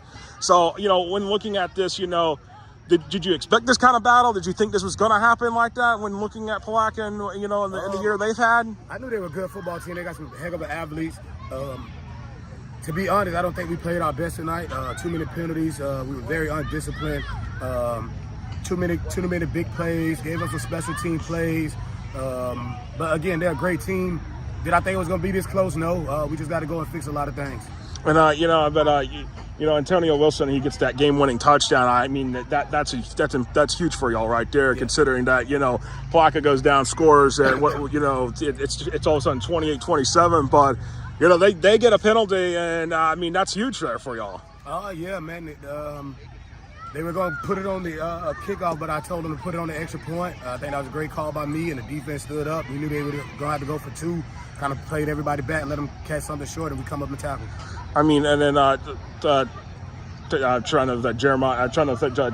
trying to think your guy that throws 3 touchdowns. I'm losing my name because I don't. Joshua Benjamin. Yes, the first name of me, I knew it was Joshua Benjamin. There you go. So, I mean, 3 touchdowns tonight. You know, let's talk about him because I don't think that he's getting enough praise there. You know, but you know, for him to score 3 of your 4 touchdowns tonight, that's huge. The last couple of games, man, he's been playing great. I credit it to the offensive line as well. They've been blocking, but you know, he was a high hand tonight, and we were gonna ride with him. And he's a senior. He didn't want the season to be over with, so he ran like it tonight too. You know, absolutely. Now, looking ahead here, you know, y'all were back-to-back district champs, which congratulations on for that. You know, they're bringing the pride of Eastside back, but you know, unfortunately, the rematch sitting here is Bradford, a team that y'all already faced once this year, and y'all already know what the Bradford's defense is like. What are y'all going to have to do in order to prepare for that defense to, you know, a team that went 10-0 this year in the regular season? We're going to have to play better. We're going to have to fix little small things that we did tonight, work our butts off in practice next week, and get ready for them. And you know, when you talk about the whole, you know, the community, you know, fans showed up tonight and came out and support. You know, what do you got to tell them in order for them to be there at Bradford next week? I think they know how important it is. You know, to have the fans there, to have the crowd there behind us. We really appreciate the support of them tonight. Tonight the energy was good. They were loud. And we really appreciate them. You know, they want to come out and see their boys play, so they'll be there. And you know, at the end of the day, you know, how are y'all gonna, you know, when you say you're gonna get the guys ready, you know, obviously adversity is always a big thing in terms of, you know, in high school football. How are you gonna get them through this next week? Because, you know, make sure that they're focused in. We're gonna make sure that practice is tougher than the game. So we're gonna put them in some tough situations during practice. That, you know, when they get in the game, it's kind of easy or not that tough to them. Bradford's a great team. They got a great defense, but we're gonna be prepared. We're gonna be ready to play. Coach, congratulations on your on the playoff victory, going on to the second round, to the regional semifinals. Best of luck next week. Thank you. I appreciate it. Appreciate it. All right, that was head coach Gator Hoskins there from Gainesville Eastside there after their 28-27 victory over Palaca in the regional quarterfinals in Class 2S Region 2. Of course, we also had Antonio Wilson, who caught a game-winning touchdown for Eastside, and then we had Chuck Bell, the head coach from Buchholz, after their 59-0 victory over Mosley in the regional quarterfinals in Class 4S Region 1. All right, coming up after this, we're going to take a 1-minute water break, and then we've got the pick 6 for this week, all 9 classifications, all the picks for you and everything here. We're going to take a 1-minute water break, and we'll be right back right here on the Drive the State show here on FloydHSFootball.com and the FloydHSFootball.com social media platforms.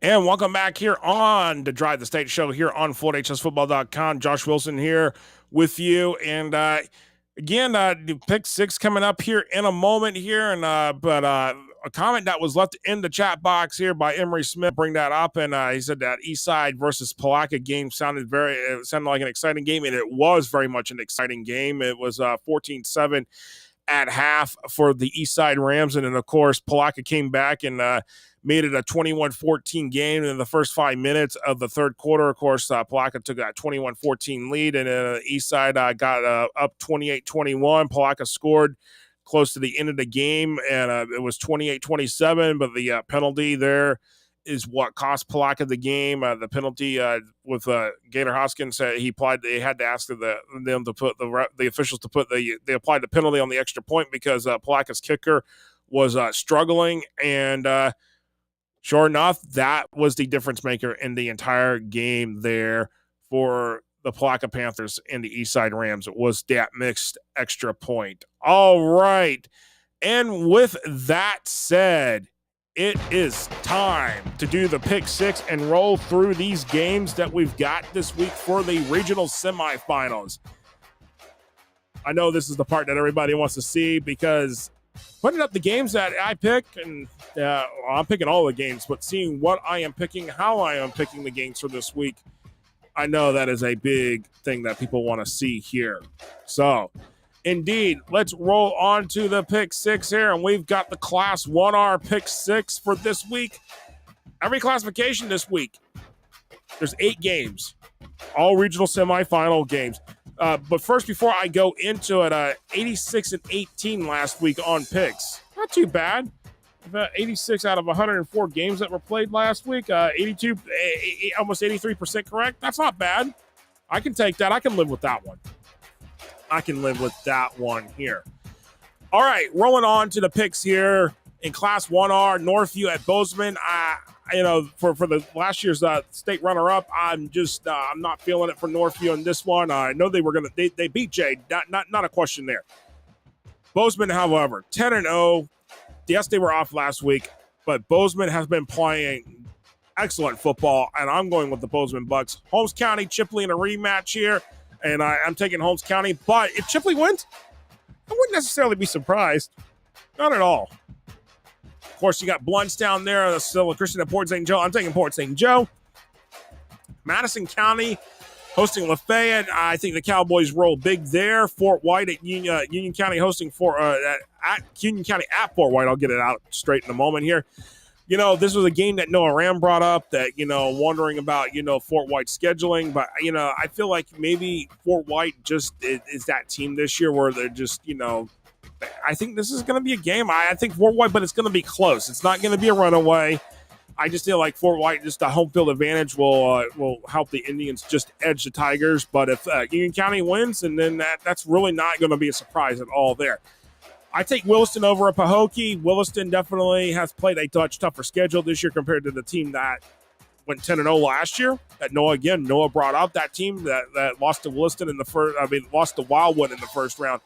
I don't see Williston losing their first playoff game of the season here against Pahokee. I just don't see it. I think Williston ends Pahokee's season setting up a regional final, which I think Hawthorne will end up beating Newberry, but it's not going to be a runaway or anything like that. Newberry is going to play much tougher. Again, if Newberry wins this game, it's because they have learned from what they played in the regular season against Hawthorne. That is going to be the key. How much did Newberry learn from the regular season meeting until now? How much have they grown as a team? It's not going to be an easy game, but I don't expect this to be by any means a blowout of any proportion. Newberry is going to play Hawthorne tough. If we remember last year, Hawthorne struggled in the first half against Wildwood before Hawthorne came back and won that game. So Hawthorne and Newberry, that's going to be a tough one, and it's going to be a great game out there at Annie Mae Phillips Stadium in Hawthorne. But I think Hawthorne just edges Newberry just by a slight hair to set up that regional final between Williston and Hawthorne, which would be at Williston next week if that happens. So, yes, indeed. All right, into the Class 1S picks here for the pick six. this classification I'm not going to focus too much on, other than the fact that I think North Florida Christian, St. John Paul, they'll move on. They're in Region 1. Region 2, I have Melbourne Central Catholic should easily take care of Halifax Academy. I think Trinity Catholic will take care of Holy Trinity. Despite that 3-7 record, again, that's very tough schedule. I don't think Holy Trinity has played as tough a schedule by any means. Trinity Catholic has had the toughest schedule in Class 1S this year, in my opinion.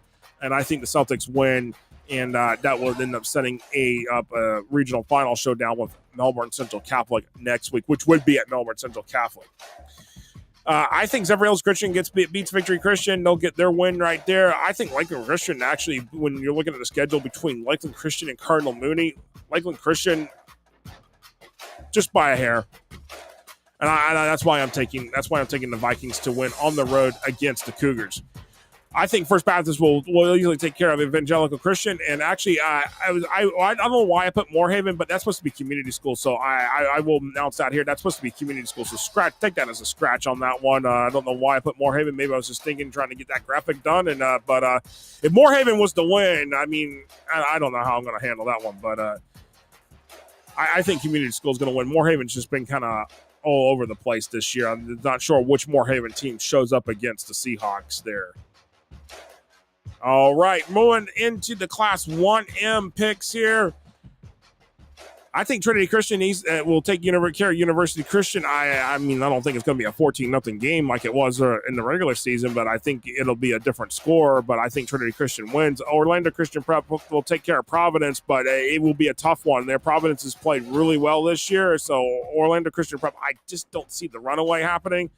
And then, of course, going into Region 2, Indian Rocks Christian at Clearwater Central Catholic. I mean, CCC is that second-place team. I'm telling you, that's the second-place team right now sitting there in Class 1M.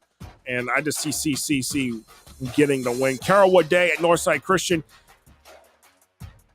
Carrollwood Day, the 2 seed, having to go to Northside Christian because Northside Christian being a district champ. Carrollwood Day, I just see them winning, and I see them winning big. Chaminade Madonna winning big at home.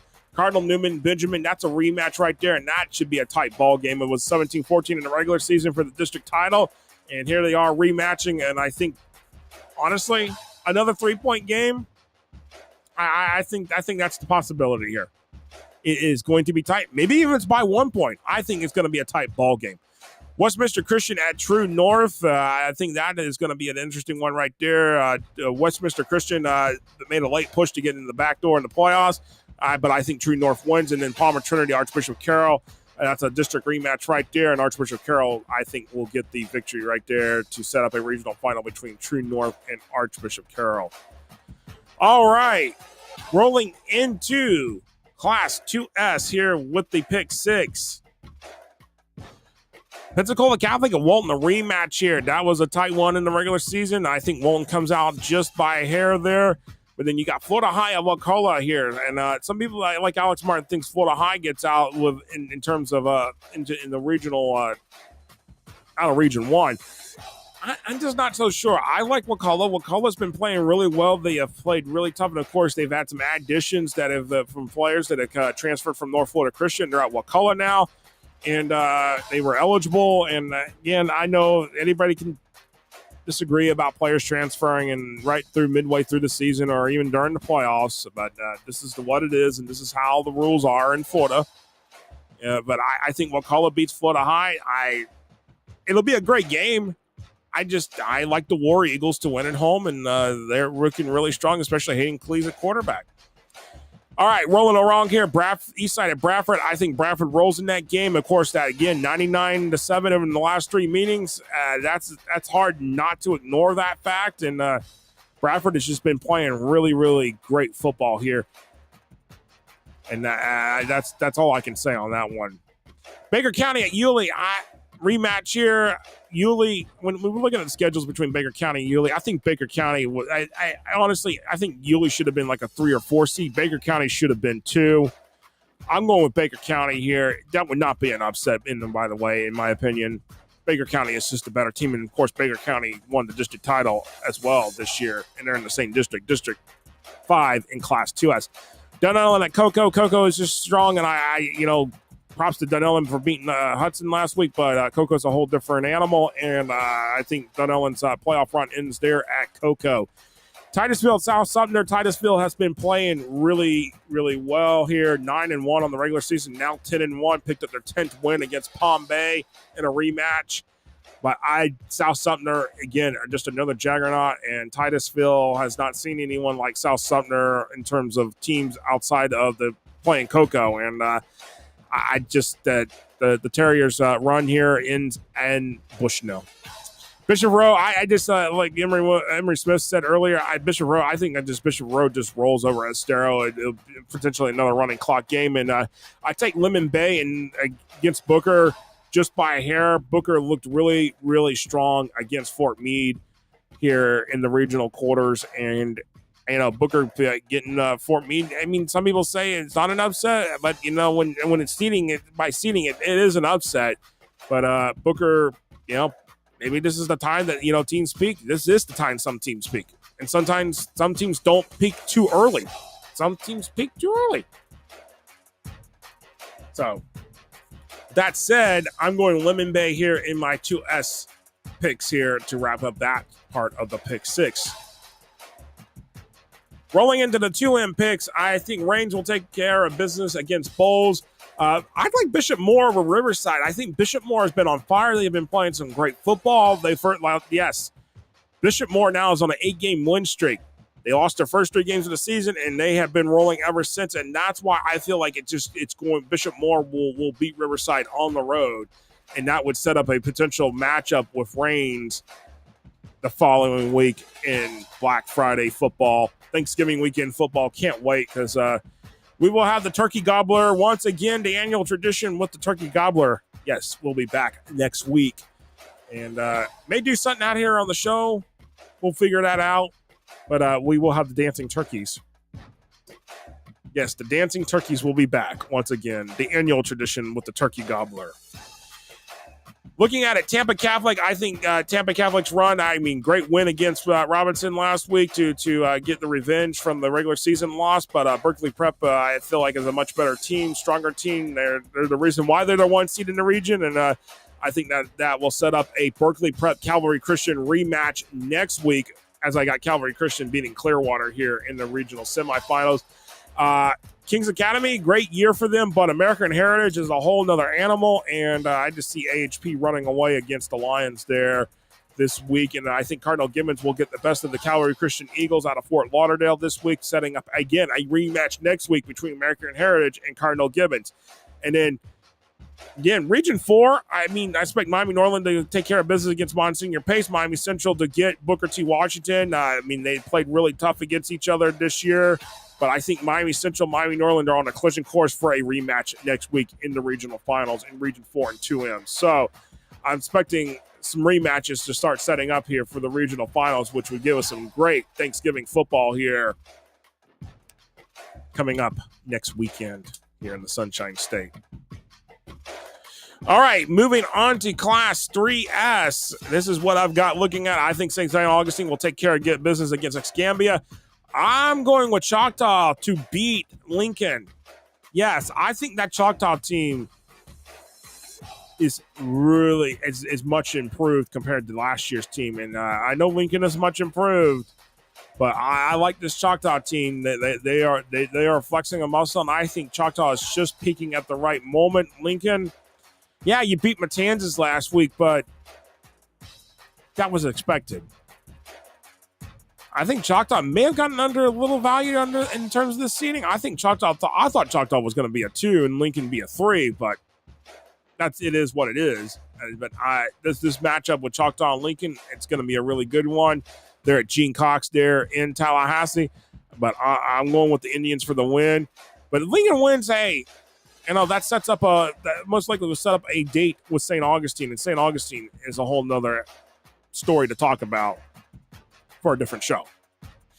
Zephyr Hills at Vanguard. I'm actually taking Zephyr Hills to beat Vanguard. Yes, you heard that right. Zephyr Hills to beat Vanguard.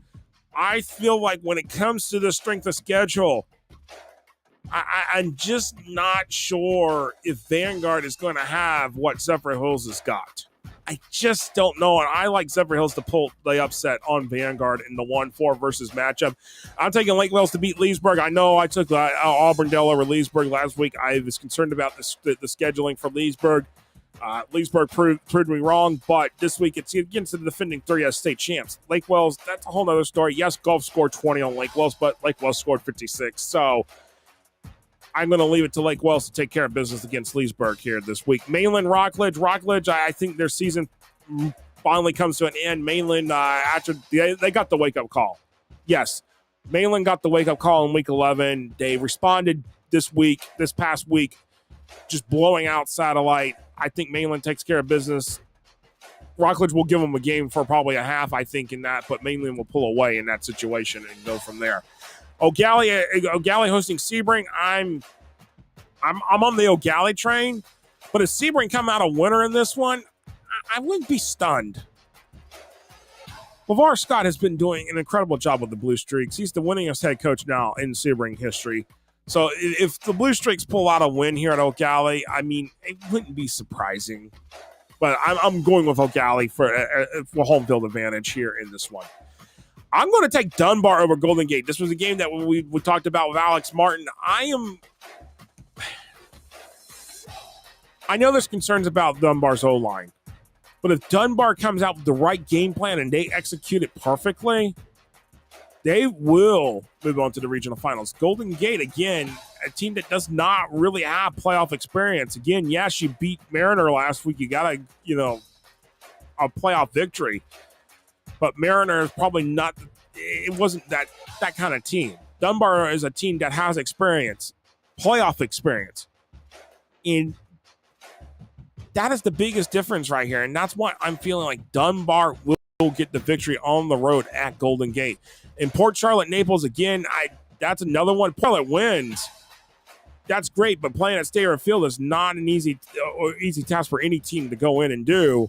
And that's why I'm taking Naples, but that is going to be a close game against the Pirates and the Golden Eagles.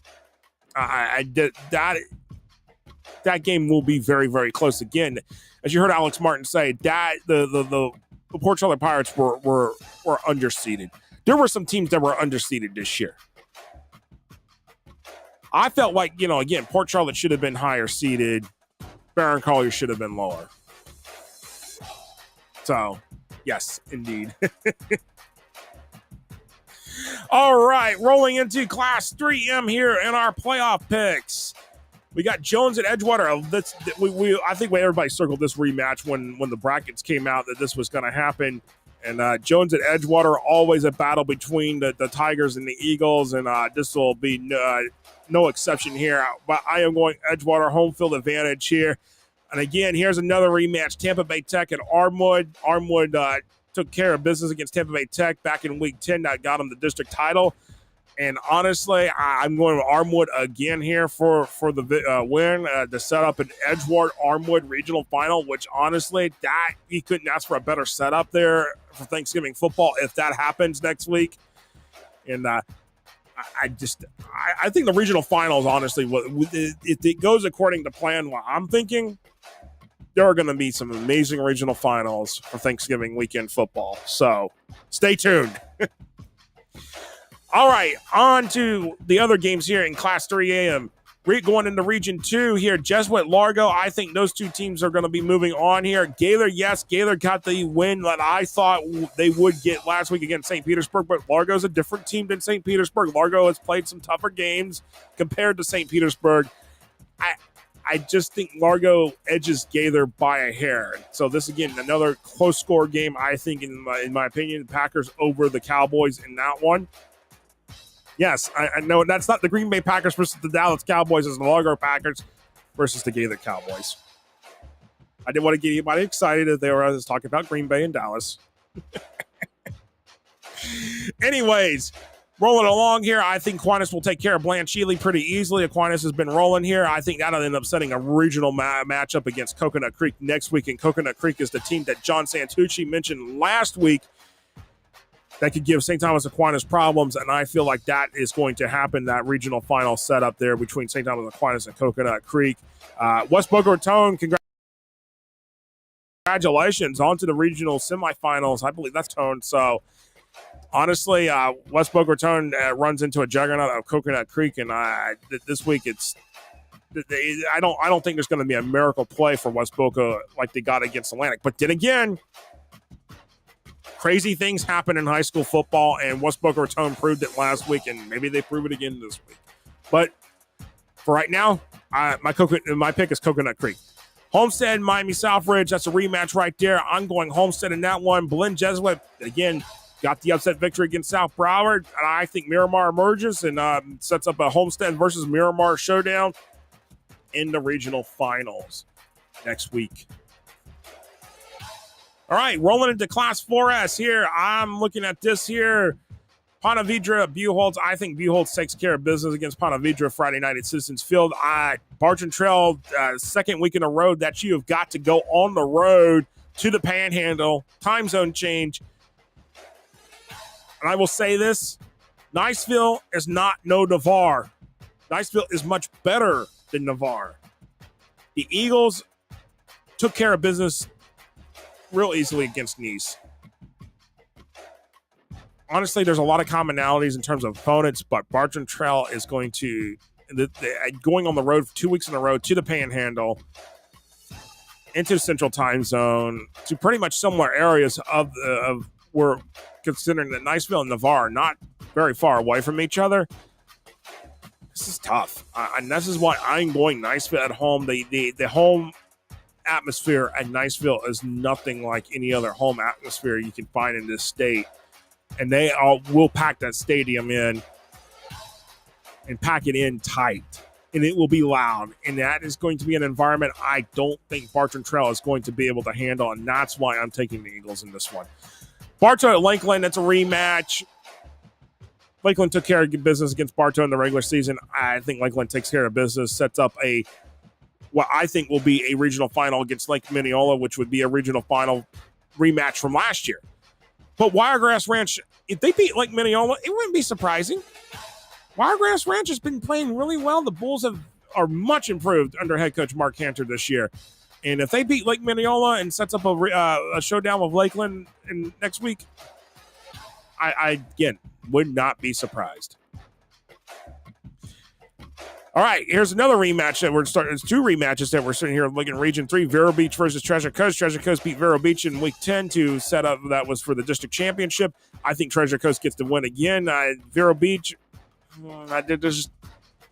there's some inconsistencies there, and I think Treasure Coast knows what it's going to take to win again, and I think Treasure Coast gets the win.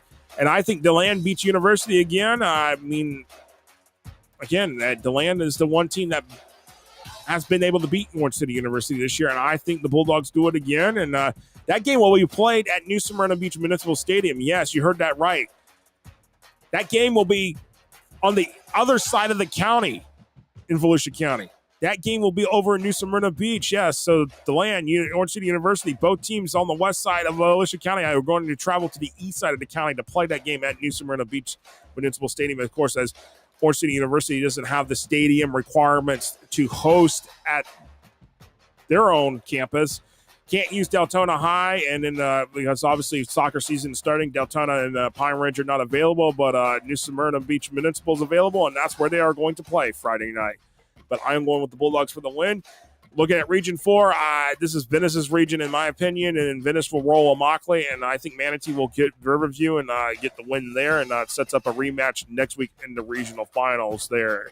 So that's a look at 4S with my picks here in the pick 6. And then last but not least, to wrap up things here tonight, Class 4M, going with Lake Mary against Mandarin. It's a rematch here, and Lake Mary took care of business against Mandarin here in the regular season, and I think Lake Mary does it again. And, of course, Popka Seminole, a rematch right there as well from the regular season, and I think Lake Mary and Seminole will rematch there in the regional finals next week. Of course, we all know what happened in Week 10 against those two teams, and Lake Mary would nothing better than to get to that rematch with Seminole next weekend. Durant at Sumner. Durant beat Sumner already this year for the district championship in District 8 in Class 4M. I think that happens again. Dr. Phillips at Plant. I think Dr. Phillips will take care of Dr. Phillips. It's been a good run, but I think Plant wins, sets up that matchup with Durant in the regional finals. Monarch hosting Santa Lucia's. I think Monarch will win. Palm Beach Central hosting Boca Raton. It will set up a very interesting regional final matchup in Region 3. Palm Beach Central, Monarch. Monarch has been doing really well this year, and the Knights, I just feel like they are that team that could make even a further deeper playoff run than a lot of people thought maybe at the start of the season. And last but not least, South Dade versus Columbus. I think Columbus rolls that. I don't necessarily say roll, but Columbus, it'll be tight for a little while, but then Columbus pulls away and wins. And I think Miami Palmetto gets with Western. I know Western's been playing hot lately, but Miami Palmetto, when we're starting to look at some things here, I just feel like Palmetto will pull away. I mean, again, some of Western's biggest wins have come against some of their weakest opponents on the schedule. So, I know Cypress Bay went 8-2 this year in the regular season, but, Western blew them out both times now, once in the regular season and then in the regional quarters. So, that's why I'm going Miami Palmetto by a hair. I just feel like the atmosphere that having to come into Dade County, it's definitely tough. But Western may have other words to think and say so we'll see what happens. That said. All right, a comment from Emery Smith here. He thinks Lemon Bay will beat Booker, but this is a rematch, and they played each other close in the regular season. Rematches are always tough, and I wouldn't be surprised if Booker ends up winning. That you're right, Emery. It will be a tough one, and I think that will be interesting to see what happens there between Lemon Bay and Booker, and and Virginia Lynn. So proud of you. Thank you so much. I appreciate that very much so. All right. Y'all got any other questions, comments, or anything? Just drop that here in the comment box real quick before it is time to sign off. Just got a couple minutes over here. Yes, indeed. Definitely appreciate everybody watching here on the Drive the State playoff show here on FortHSFootball.com and the FortHSFootball.com social media platforms.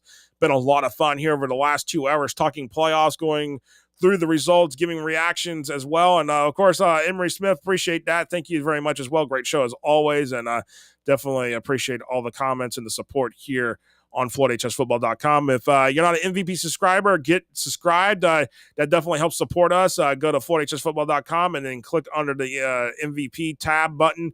Actually, let me go ahead and pull that up here. That way y'all can kind of see where it's at on the website here. That way, let me go ahead and share screen here real quick here. I think I can pull it up here. Let me see, make sure that I've got that here. Let's see. Actually, yep, there we go. All right. Let me see. Okay, hold on 1 second. Let me see if it'll allow me. There we go. All right, so go here on FortHSFootball.com. You can see the MVP. This will be actually on mobile. You'll see this as well. It'll be on the mobile in the menu bar. So just bring open the menu bar, and you can see subscribe. There's all the stuff that deals with all the MVP stuff right here. You can click subscribe, and then you can click on one of the 3 options that are available: the MVP Platinum, Silver, or Gold. Platinum is obviously the best value, and but there's also the monthly and every 6 months options, and you can click down here and go ahead and click subscribe, and you can also see what our FAQ is about and everything regarding the MVP subscription. So definitely appreciate everybody watching here as well, and then of course subscribing to our MVP subscriptions on FortHSFootball.com. With that said, we're going to close it out here in a moment here. And I appreciate everybody watching us here on FortHSFootball.com and on the FortHSFootball.com social media platforms. You've been watching the Drive the State show here. And we'll be back next Tuesday night to recap all the regional semifinals and look ahead to regional finals for Thanksgiving weekend. Already lining up, got Jeff Fisher, which we'll have an interview with him from High School Football America, talking about all the teams that are nationally ranked in Florida in the High School Football America 300. Who has the chance to win a national championship? We're going to talk about that with Jeff Fisher next week, and then we'll have some other guests lined up as well here on the Drive the State show as we continue the quest for the state championships to Tallahassee. Yes, Ken Riley Field and Bragg Memorial Stadium on the campus of Florida A&M University. That's coming up the second weekend of December. Until then, I'm Joshua Wilson of FloridaHSFootball.com. We'll see you next week right here on the Drive the State show here on FloridaHSFootball.com and the FloridaHSFootball.com social media platforms. Good night, everybody.